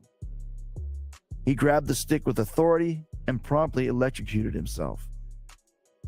Now, he didn't actually get shocked like Ace Frehley in Lakeland in 1976, but he sold it as if he had. He threw his sweaty hands up in surprise, dropping the mic as quickly as he could. Then he did a little dance with his hand between his knees like a 5-year-old kid who has to go wee-wee, shaking vigorously and making wacky whimpering noises. After a night of quebradas, pescados, and tope con hilos, the biggest reaction of the show was drawn by a guy doing the hippie shake after pretending to be electrocuted. Once our match started, Negro noticed that the crowd wasn't there to see Cirque du Soleil acrobatics. They were there to see the top guys entertain them. He was savvy enough to know his audience and changed the direction of the match before it was too late. His instincts were right, and they were rewarded by the fans throwing money into the ring afterwards, which in Mexico was the ultimate sign that they felt they had just seen something special. At the time, I didn't fully understand why Negro had made that call, so afterwards in the dressing room, I asked him why he had decided to change the course of the match in such a drastic way. "Okay, explain me," he said with his arms crossed and a vintage Negro whimsical expression on his face. "Sometimes fans don't want technique and high spots. They don't understand. But everybody understands how to laugh and enjoy the show. Tonight I give people what they want and make them smile." He was right. And just as in wrestling and in business and in life as well, you have to know your audience just like Negro did. What do they want from you? What do they want to hear? Your ability to read the room and adjust accordingly can be the difference between playing on the practice squad or winning the Heisman. People always ask me if I prefer to be a babyface or a heel. I tell them that it's easier to make people hate you than it is to make them like you, but it's even harder to make them stay hating you once you get over. But as long as the audience is making noise, I don't really care. Because if they're enjoying themselves, I'm connecting with them, which means they'll continue to pay to see me, and that's the essence of my job. That's why no matter what I do outside of the WWE, I never downplay my wrestling accomplishments. I'd be crazy not to give the friends of Jericho some wrestling love in whatever I'm doing, because a certain part of my fan base knows me exclusively from that world. When I'm putting together my lineup for Talk is Jericho, I always make sure to include a healthy dollop of wrestling guests, even though I love the fact that the success of my show lies in its diversity. I understand that if I expect my wrestling fan base to check out the Kenny G or Heaven's Metal Meltdown episodes, that I need to reward them with Finn Balor or Roman Reigns shows afterwards. That's because I know my audience. So does the great Paul McCartney, who when asked about playing new songs in concerts, said that whenever he plays a song off his new album, he makes sure to give the audience a spoonful of sugar afterwards by performing one of his classics. This allows Paul to promote his new material, but make sure to give the old school fans what they want as well. Know your audience and keep them happy. This principle doesn't just apply to performing in front of an audience, it also applies to one-on-one conversations. What does your boss expect from you? What do you say to your wife after she spent the last 10 minutes telling you about her shitty day? How do you keep people dancing at the party if you're in charge of spinning the platters that matter? In the WWE, this is especially the case, and it's a well-known fact that you're performing for an audience of one, and the only opinion that matters belongs to Vince McMahon. After working for him for 17 years, I've gotten to know something about this audience of one. They say timing is everything, and with Vince, I'll go even further. Timing is the only thing. If he looks annoyed, don't approach him no matter how great your idea is. When you do talk to him and he sits in silence after your pitch, you need to fight the urge to fill in the silence and just let him think. But the biggest rule when pitching an idea to Mr. McMahon is never, and I mean never, go to him when he's hungry or eating. The guy works harder than anybody I've ever met, so he doesn't get a lot of time for snacking. Not to mention that even at 71 years old, he's still built like a shit brick house, and his diet is probably planned out down to the minute. If he misses that minute, he gets hangry quickly, and who can blame him? I don't even want to be in the same room while he's eating, never mind trying to convince him that my latest idea is a genius gift from the wrestling gods. That's the best way to make sure your carefully thought out storyline doesn't flame out and suffer the same fate as the flight of Icarus. That's why I waited until the right time to pitch my killer idea for an angle that was to culminate at SummerSlam 2014. I was working a program with Bray Wyatt, had tons of storyline potential, but for some reason didn't have much of a story at all. It had begun with a bang tango when I surprised The Miz on Raw with one of my secret returns, which in turn led to the Wyatt family surprising me and kicking my ass. But at that point, the storyline part of the story pretty much ended. Despite our constant pitches for the angle to get some direction, it seemed that Vince wanted to keep things basic, which I didn't like. I'm always more effective when I have a detailed angle to work with. See my previous storylines with Shawn Michaels or Rey Mysterio, or my latest runs with Dean Ambrose or Kevin Owens for proof. And while my matches with Bray were good, the reasons behind them were almost non-existent. I wanted to change that and figured out a plan leading to SummerSlam that I was convinced the boss was going to dig. I knew my audience, and I made sure to carefully consider the timings. I was certain that the key to getting what I wanted was to catch Vince at the right moment. So, when I showed up at the arena in Corpus Christi, Texas for a SmackDown taping, I surveyed the landscape and started snooping. I arrived at 1 p.m. knowing that Vince would still be in the production meeting going over the show with the writers, agents, and producers. After that initial meeting, there would be a secondary meeting, and after that, Vince would eat a meal.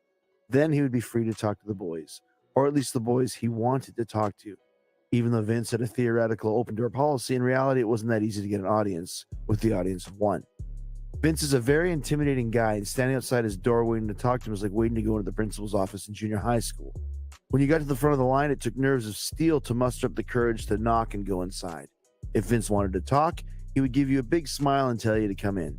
If he offered up an embrace, that was even better because he is not a Bailey-style hugger. As a matter of fact, he's quite the opposite. Hugs are prime real estate for Vince, and he won't fake it. I've seen him strong-arm guys who are going in for the squeeze, and it's quite awkward.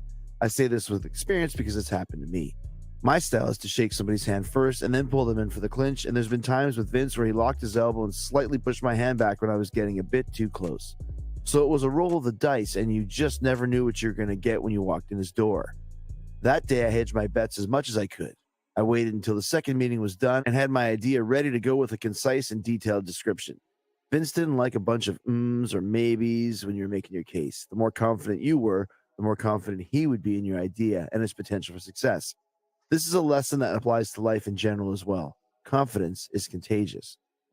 But I was prepared and had all the angles covered when I approached his door.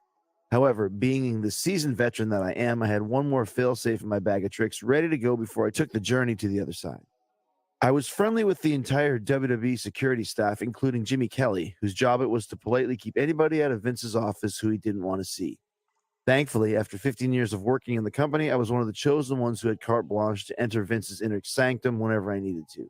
Has he eaten? I asked. Jimmy replied that he had, and more importantly, was in a good mood. With that knowledge, it was time to take a chance, and I ain't talking about sabotage, and jump in head first. I rapped in the door, walked inside. I always felt like I was barging in or interrupting whenever I went into his office, and surveyed the situation.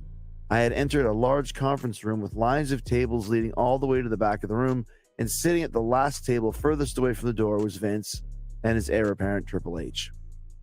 The fact that Triple H was there was a red flag. I always worked better with Vince when it was just the two of us in a room. If I had known he wasn't alone, I would have waited. However, I had jumped off the diving board and there was no turning back now. "Oh, come on," Vince said in mock disgust when he saw me, a private joke between us every time I came in to talk with him. He got a kick of acting like I was the last person in the world he wanted to see, even though he had told me many times, "Anytime you have anything you want to talk about, anything, come find me." As a result, I was usually in his office on a weekly basis for one reason or another. However, having Triple H in the room now threw me off my game, pun intended, and I felt a little self-conscious walking past the rows of tables towards the front. Vince stood up with a big smile and shook my hand, but didn't bring me in for a hug. That was another bad sign. "Hey boss, I got this really cool idea for Wyatt and me for SummerSlam that I want to run past you." "Sounds great, Junior." Vince loves calling me that after I used it as an insult in the early 2000s. I think he gets a kick out of it because he's a junior himself and apparently hates being referred to as such. "Do you mind if Paul stays?" Talk about a loaded question.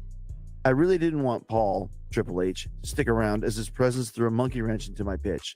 But what choice did I have? If I said no, it would be uncomfortable and an insult towards Triple H and possibly an insult to Vince too.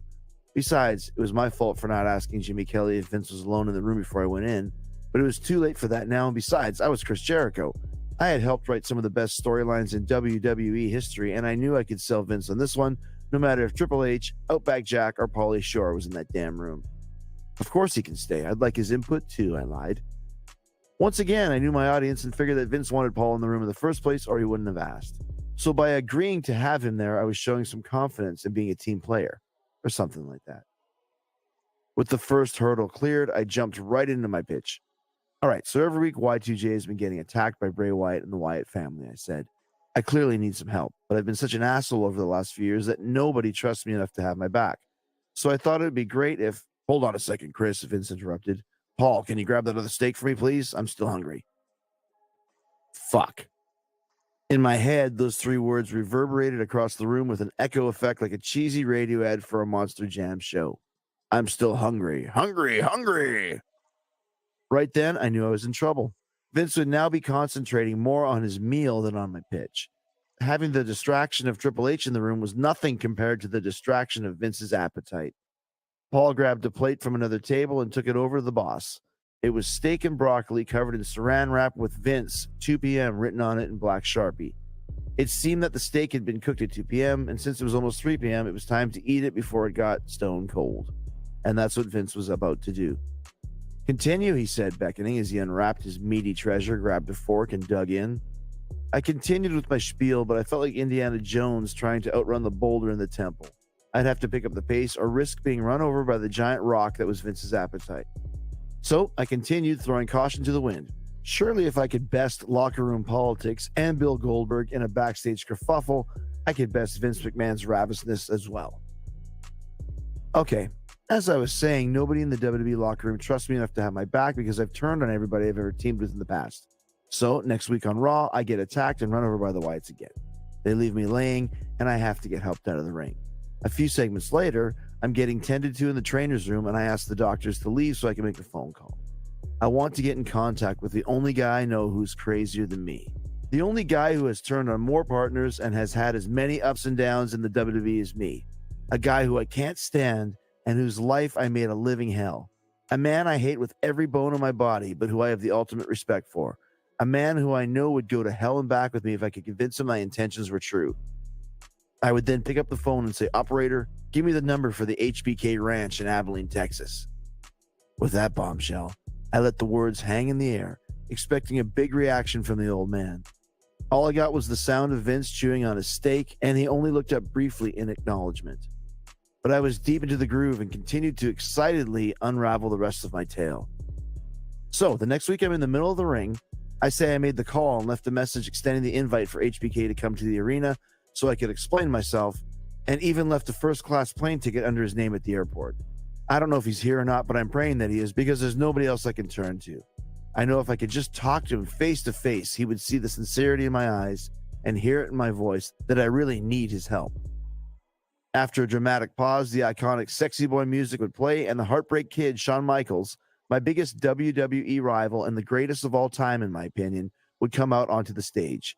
He would prance down to the ring as only he could, but remain silent as I explained that even though we had tortured each other for years, he was the only man I wanted on my side as I fought the epitome of evil. I was envisioning something out of an old Western where the sheriff would recruit the lethal gunslinger he had put in jail 20 years earlier to help him stop the band of outlaws that were threatening the safety of his town. Shawn would stand in silence, contemplating my request, then slowly lift the microphone to his mouth to respond. But before he could say a word, the lights would go out and the Wyatt family's horror graphic would play. The lights would come back on, revealing all three of them standing in the ring surrounding us. I envisioned the crowd going nuts at that point as the bad guys moved in to attack. They would beat me down as Shawn looked on in silence and then turn their attention to him. HBK would turn his back to leave with the crowd begging him to get involved. When the reaction was at its highest, Shawn would suddenly spin around and dole out some sweet chin music to Eric Rowan. Then Bray and Harper would attack, but Shawn would duck out of the way, nail Harper with a super kick, and force Wyatt to powder out of the ring. At this point, Shawn would grab the mic and say, "Jericho, after being attacked by those slugs, if you want me to watch your back, you got it." I love the fact that we would never know what Shawn was going to say before the Wyatts got involved. He might have agreed to help me or told me to go to hell, but after the Wyatts attacked him, what he thought of me was irrelevant. Now he had a fight of his own to deal with. The next week, we would have another in-ring confrontation, which would lead to us clearing the ring and then backing into each other. Of course, we would turn around quickly, and Shawn would tease the super kick as I threw my hands up in defense. The tension would build until we eventually shook hands in the ring, showing the world that we were on the same team. Birds would sing, babies would laugh, and the sun would forever shine with the revelation that the first ever alliance between Michaels and Jericho was going to happen. This would all lead to Bray Wyatt with the family in his corner versus Chris Jericho with HBK in his corner at SummerSlam. Whew! Sounds pretty damn good, right? Thank you, constant reader. I felt the same way. But did Vince agree? Well, I said, as straight fire burned in the corners of the room from the heat of my marvelous brainchild. What do you think? I could not wait to hear him say how much he loved my amazing idea and find out what thoughts he had to make it better. Except he didn't say anything. Nothing. Nada. Zilch. Bupkis. Zip. Goose egg. Diddly. Not. Bagatelle.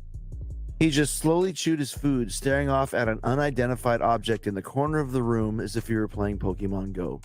When he swallowed, an epiphany seemed to hit him as he looked up from his steak and made a strange face. I thought to myself, his next words are going to blow me away. And they did, but not in the way I expected. Bad cow.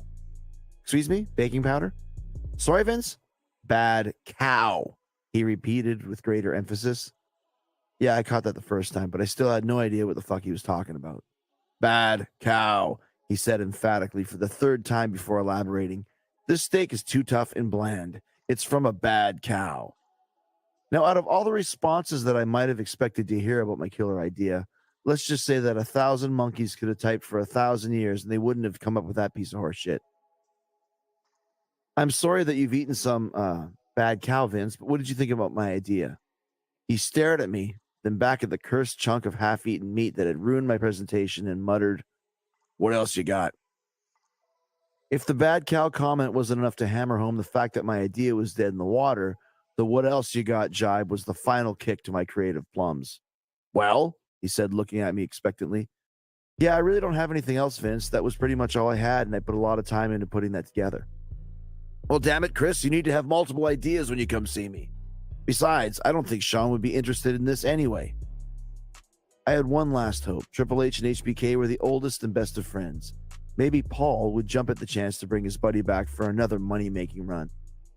"Yeah, I don't think he's even available," Triple H chimed in, bursting my bubble ski. I'd have happily punched him in his huge honker at that moment, considering the mood I was in. Angry author's note. Not only was Shawn available, but he was booked to be in Los Angeles the morning of SummerSlam to do a Q&A at the WWE Access Fan Festival. Of course, it wasn't Triple H's fault that Vince didn't go for it, and it wasn't that bad cow's fault either. I even felt bad for the poor thing. After all, it had been groomed its whole life for the sole purpose of being a tasty meal for someone. And now, not only had it failed miserably in its life's mission, but thanks to this book, it's being insulted and vilified long after its bloody death in the abattoir. I'm sorry, Madame Bad Cow. It was really my fault for not choosing a better time to approach Vince to get his undivided attention. I didn't take heed of my own words and previous experiences to create the best environment for success, and as a result, I failed to get what I wanted. Listen to these words, constant reader, and please don't let the same fate befall you. Don't get bad cowed like I did. Can we at least get that phrase trending on Twitter? Hashtag bad cowed. Chapter 7. The Yoda Principle. There is no try, only do.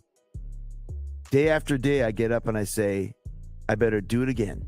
The Kinks do it again. Growing up in the early 80s, I was into a lot of things. The Beatles, comic books, G.I. Joe action figures, Crack magazine, and hockey cards. But there was one pop cultural force that had more impact on me and my friends than anything else. A movie that shaped and molded us with the messages contained dealing with the power of good and evil and the ability of one person to make a difference. Plus, it had cool-looking aliens and Han fucking Solo, constant reader. Of course, I'm talking about Star Wars and its sequels, The Empire Strikes Back and Return of the Jedi. Out of all the wisdom in those movies, the most powerful lessons came from the diminutive Jedi Master Yoda. Despite his small stature, greenish hue, and a broken Matt Hardy-style butchery of the English language, Yoda spouted off more inspirational one-liners than Confucius himself. While there are quite a few gems to choose from, the one that stayed with me the most was the simple yet effective of "There is no try, only do." Surprised editor's note. After doing some research, I found out that the actual quote is "do or do not. There is no try." I had no idea I was misquoting Yoda all these years, but I've decided to keep it the way I remembered because it's my book. If you don't like it, go read an Eckhart Tolle essay. A better motto for our lives I cannot think, as it encapsulates the theme of this entire book. It's a subtle yet important rule, but it requires a little bit of mental jujitsu. Let's say there's a goal you haven't accomplished. Tell yourself you're going to do it, and know it's just a matter of time until you figure out when and how. That works a lot better than saying to yourself you'll try, which introduces the possibility of failure right from Jump Street. To put it another way, if you think you can do something, adopt the Nike motto of just do it and damn the torpedoes. And I ain't talking about Tom Petty until it's done. Saying you'll try puts you in a weak place mentally and acknowledges you might not be ready to tackle the task at hand. You're better off carefully considering the logistics of how to do something and then doing it, and leave trying out of the equation altogether. I consider myself a perfectionist. I want everything I do to be the best it can be, and if it's not, I won't be happy. At the same time, in order for me to do my best in the first place, I need to start somewhere, and that begins with putting myself out there at all times. Consider a friend of mine from Winnipeg that I've known since we were literally babies, who was already one of the best guitar players in town at the tender age of 15. He was a natural virtuoso who could play any song in any style, but refused to play live gigs because he perpetually felt like he wasn't ready. I personally think he didn't want to play because he was afraid of negative feedback, and to this day, he still hasn't been in a steady full-time band because of those inhibitions. Even with all that natural talent, he never succeeded because he never tried, and therefore will never do. But to me, the Yoda way is the best way to live. Skip the trying and go straight to the doing. Yeah, there'll be mistakes, but those errors will eventually teach you to be your best. To do something half-assed, or even worse, being too afraid to do something in the first place, are the ultimate sins in my world.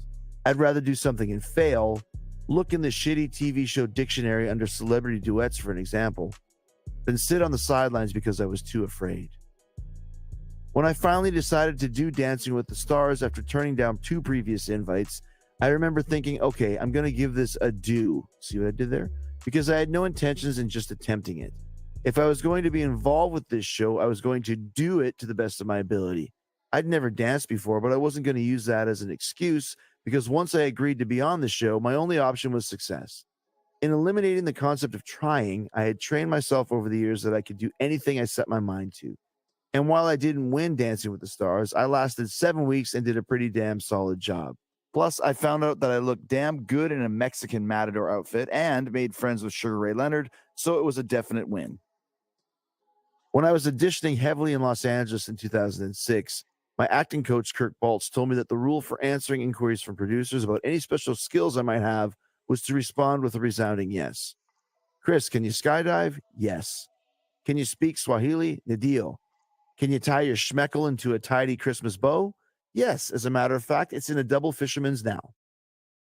Say yes first and learn how second, because you don't want to lose out on an opportunity to play Reg Dunlop in a Slapshot remake because you can't skate, or a part in Zoolander 2 because you're not funny.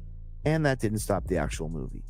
Your overall attitude should be, yes, I can, and I ain't talking about Sammy Davis Jr., because you really can do anything you want. You just have to get off your tuchus and do it. In the summer of 2014, when I was working that program with Bray Wyatt, our first few pay-per-view matches went okay, but I knew we had the potential to pull off something better. I really wanted our third encounter to stand out, so when I heard that the blow-off match was going to be in a cage on Raw, I decided I wanted to do a crossbody off the top of it. I hadn't done this since 1993, 21 years earlier, but I knew I could still pull it off. Plus, it was a no-brainer that the death-defying maneuver would shock people and tear the house down if we put it in the right place at the right time. I pitched the idea to our match producer, Arn Anderson, and he brought up a really good question about the psychology behind the move. Why would I jump off the top of the cage when I could just climb down to the floor instead and win the match? It was a valid point.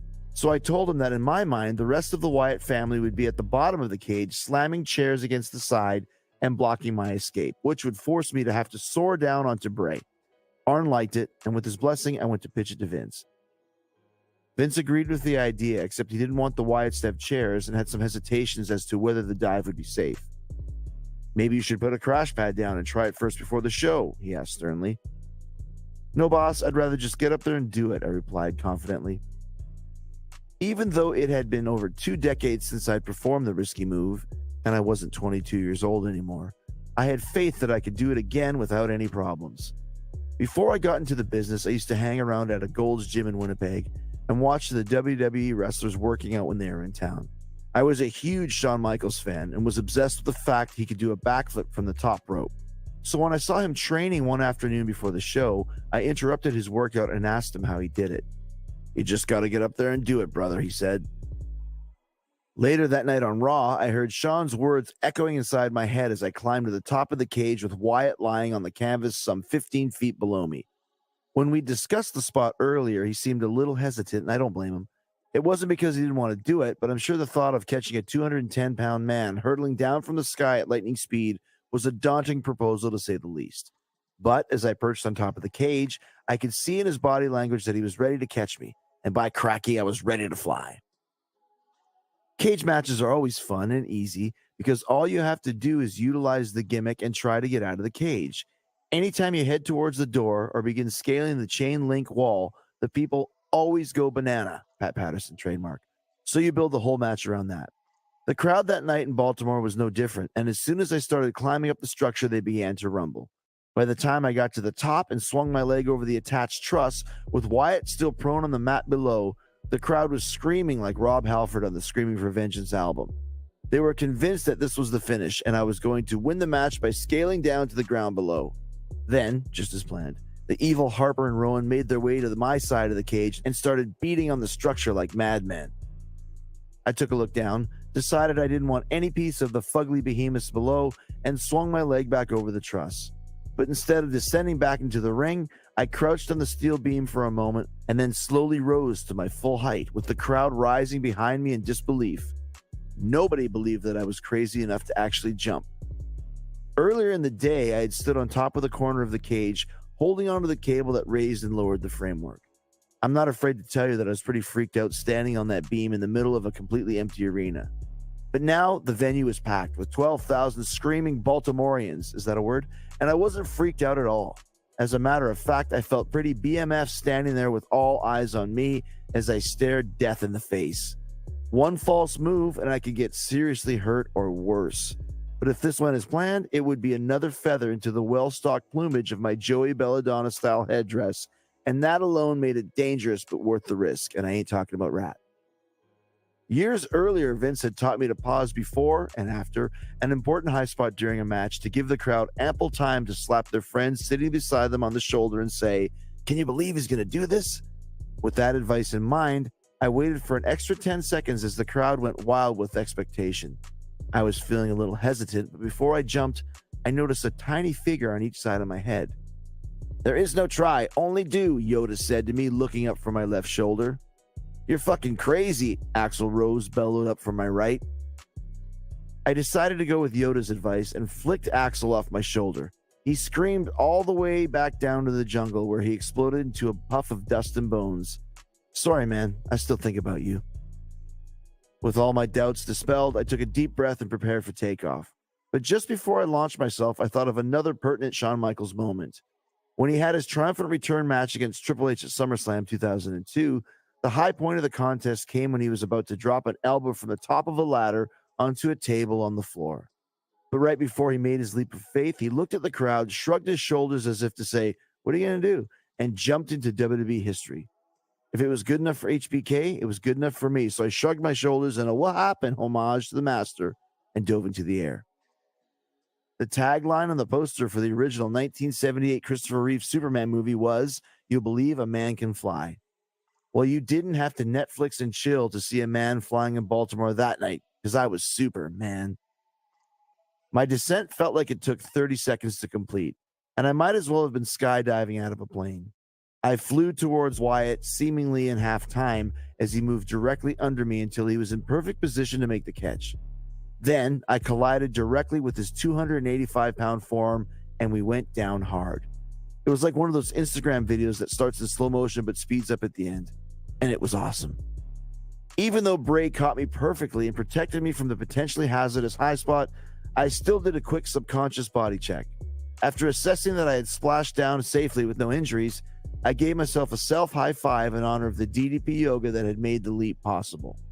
When it was all said and done, I had taken a chance to entertain the fans and to prove something to myself and the world. I showed that even though I was in my 40s, I could still do anything I damn well pleased in the ring because I believed in myself and didn't get hung up on wanting to try things.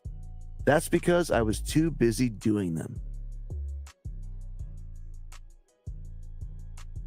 Chapter 8, The Paul Stanley Principle. Eliminate negativity. I'm never going to run. I'm never going to tell myself a lie. Kiss my way. Since you're reading this book, you probably know I'm a massive Kiss fan, and Paul Stanley was one of my biggest influences both as a performer and a motivator when I was growing up. Much like me, he totally believed in himself and always went the extra mile to entertain. Throughout my career, I've borrowed little tricks from Paul as an entertainer, but it was his attitude towards life that influenced me the most. To the point that words I heard him say almost 30 years ago stuck with me and helped shape me into the person I am today. During the 1988 documentary, The Decline of the Western Civilization, Part 2, The Metal Years, Paul is being interviewed while lying in bed surrounded by a gaggle of half-naked gorgeous chicks. As you do. When director and Talk Is Jericho alumna Penelope Spheris asks him if he has any advice for kids trying to make it in showbiz, he replies, "The only people that are ever going to tell you you can't accomplish something are the ones who failed. I'm not here to tell you that you can't do something because I did it. You can do it." For the record, I didn't have to rewatch that movie or Google that quote when I wrote it down right now. I know it by heart and have since I first heard it in 1988. Actually, I've used that quote so many times in my own interviews that people think I said it first. Well, I must confess for the record that I didn't coin the phrase, and I guess I owe the Star Child some royalties for that one. Now for a thought experiment. I ask you, constant reader, to imagine how a 17-year-old Chris Irvine with big dreams and no clue how to achieve them must have felt when he first heard that quote. They were powerful words with a powerful message that was tailor-made for a kid like me who was being laughed at by almost everyone who heard about my life's plans. After hearing Paul's wisdom, I had a strong defense against anybody who told me I couldn't accomplish what I wanted. One of the biggest rock stars in history was giving me permission to stick my middle finger into the faces of all Abner Devereaux who weren't on my side. From that point on, I mentally gave the finger to my detractors like I was Stone Cold Steve Austin in 1998, and have never stopped since. As a matter of fact, if you're reading this book wondering why Chris Jericho, of all people, is writing a self-help book, well, I'm giving you a belletristic bird right now. Hopefully, if you're hearing Paul's words for the first time, you're experiencing the same thing I did back in '88. Maybe you'll also experience the sense of empowerment you need to ignore all your doubters and haters. Let's face it, we all only have so much mental energy to spend, so why waste it worrying about the people who doubt you? Who gives a shit what they think? Forget them. Eliminate their negativity and put that mental energy to better use, like achieving your goals and making your dreams a reality. Paul's quote meant more to me than every one of Jack Handy's deep thoughts combined, and was more powerful than 3, maybe even 4 of the 10 commandments. As a matter of fact, they might as well have been written on tablets and given to me by Moses on the Mount, if Moses was about to mount a gaggle of scantily clad stablemaids that surrounded him on a bed of hay. Armed with Paul's verbal ammo, I threw myself into everything I did with passion and effort, knowing that the biggest obstacle to reaching a seemingly unattainable goal was the lack of self-confidence. And the biggest roadblocks to that self-confidence are the people who doubt you. Therefore, if you want to succeed, you have to eliminate negative influences in your life before they drag you down.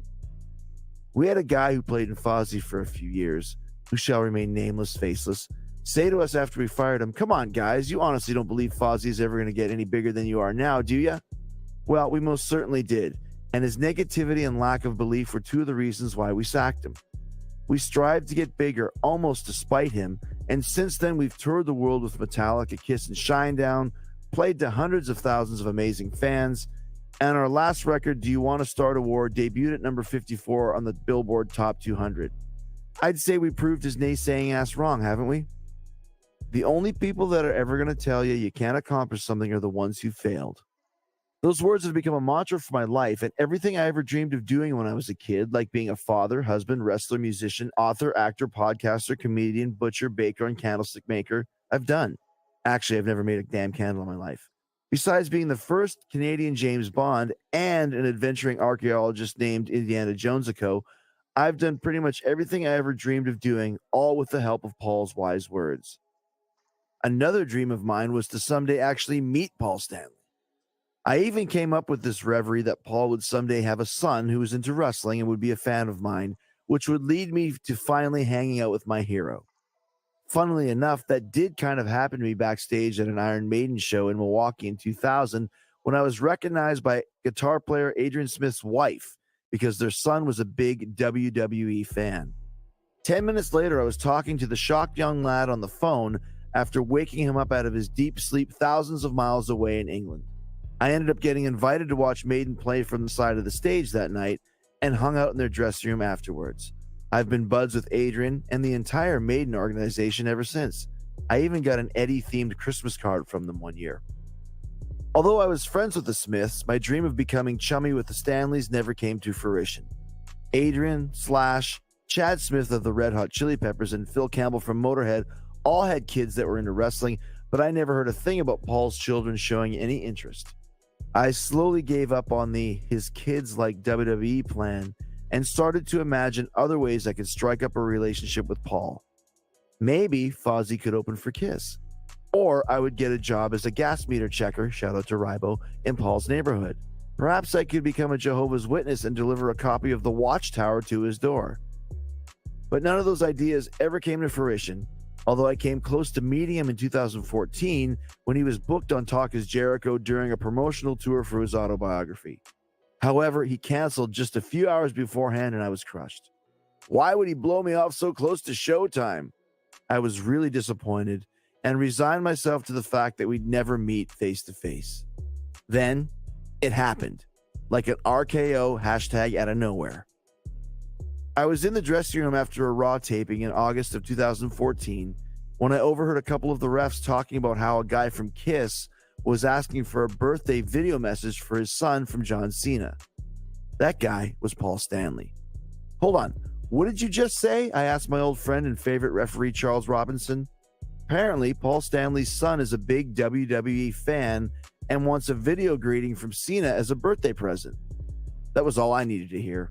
If Paul's son was a WWE fan, then that would mean he might know me as well, right? My crazy dream might come true yet. Charles told me that Dale Torborg, who had played the KISS Demon in WCW and was tight with the band, had gotten the request from Paul and called to ask for help. I told him I was the guy for the job and would get it done immediately. I found John changing in a room down the hall and asked him if he could do me a favor and wish a friend of mine happy birthday. Cena was more than gracious and delivered a great 30-second birthday promo in one take. I grabbed Dale's number and texted him the video along with a written message of my own thanking Paul for his words of advice all those years ago and congratulating him on his decades of success. Dale agreed to forward both texts to Paul, and I figured that was the last of it. A few days later, I was outside cooking my kids some steak on the grill. I'm a barbecuing ninja. When my cell phone rang. It came up as a no-caller ID, so I ignored it. After accidentally tweeting my phone number a few years earlier, I still get the occasional call from random fans, so I never answer unidentified numbers. A few minutes later, I got a text from Torborg saying that Paul loved the video and was planning on calling me to say thanks. Stop. Hold on. Stay in control. Did he just say that Paul Stanley was going to call me? I reread the text, and indeed, that's what Dale had written.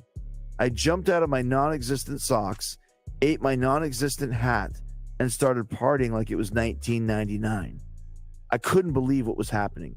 After all those years and that Talk is Jericho close call at the Podcast One studios, I was finally going to get my chance to speak to the man myself. Then a scary thought hit me like a ton of bricks, and I ain't talking about Metal Church, as a wave of slight nausea cascaded through my stomach. What if he already called? I thought to myself as a bead of sweat rolled down my forehead. I mean, I had only missed the one call, and the caller hadn't left a message. Or had they? I checked my phone to see and noticed a new voice message in the box. I pressed play on the message arrow and almost collapsed in mortification at what I heard. "Hey, Chris," a deep, confident New York accented voice said. After hearing it on albums and in concert for years, I knew exactly who it was instantly. It's Paul Stanley. I fell to my knees and screamed, "No!" at the sky like Captain Kirk in Star Trek II, The Wrath of Khan. "I'm just calling to thank you for helping me out. My son is going to love the video. I want to talk to you, and I'm sure you want to talk to me too. I bet you're kicking yourself that you missed this call, but I'll try again later." Kicking myself was an understatement. I was so despondent that if I could have fed myself into a Fargo-style wood chipper, I would have. I instantly called Torborg and asked him to tell Paul to call me back as soon as he could. Then I finished grilling up the steaks and waited, and waited, and waited. I was sure that Paul would call me back eventually, but as Tom Petty once said, the waiting is the hardest part, and he wasn't effing kidding. I mean, it was worse than waiting for the hot girl you met the night before at Applebee's to call you back after you took a chance and left her a message. It was torturous.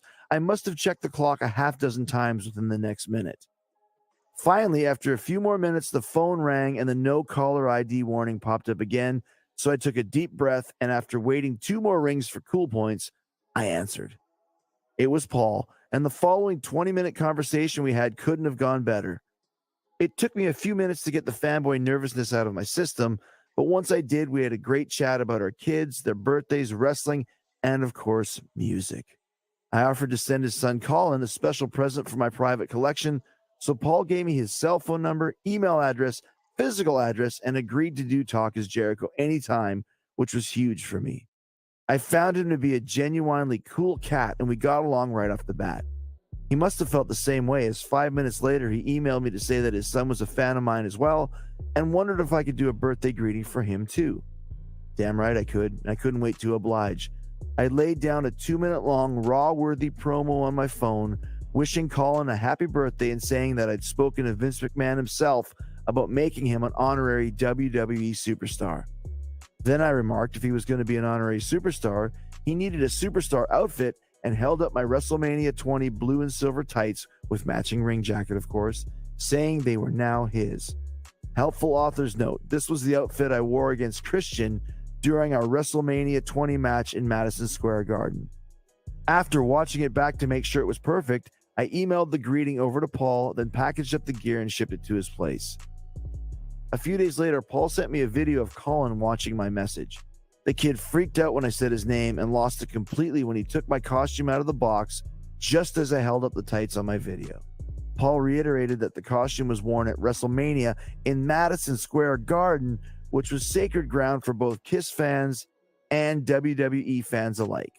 Colin put on the gear as fast as he could, and despite the fact that the costume hung on him like Rey Mysterio wearing the Big Show's bathrobe, proceeded to throw a picture-perfect air dropkick on his bed.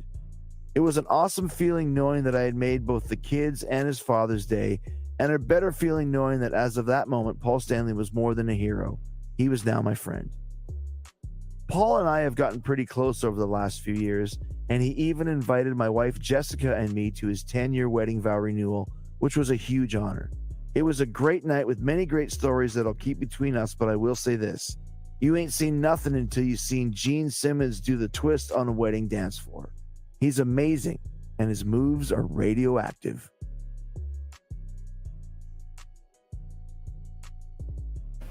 All right. That is the end of part 1 of Chris Jericho. No, it's a 4-letter word audio part 1. Now, this is a great audio book. So thus far, Chris Jericho talks about his time in WWE and also as a wrestler, even dated back to his old WCW days. And also, Chris Jericho mentioned himself doing Dance with the Stars and also as a rock star of the band that he is in called Fozzy. I hope you guys enjoyed the book. Definitely, there will be part 2. Like, subscribe, keep that notification bell on to know when part 2 is going to come of this great audiobook. We are almost 2.5 hours in, 2 hours and 20 minutes. So there will be a second part coming. So keep the notification bell on, and definitely I will put that out. But thank you all for your support. Thank you all for coming out. Soon, 2 videos will come out of 2 other audiobooks. The first one that I will say, it will be the Mick Foley Have a Nice Day audiobook. Check that out. That's part 1. And then the next video will be Mick Foley Have a Nice Day audiobook 2, the second part to that particular audiobook, which is Mick Foley. So also, guys, please check out that audiobook, and I will bring out part 2 of Chris Jericho. No, it's a 4-letter word. And also, there will be many other audiobooks displayed here at the Red Carpet Ring. Thank you once again. Until then, it is OUT.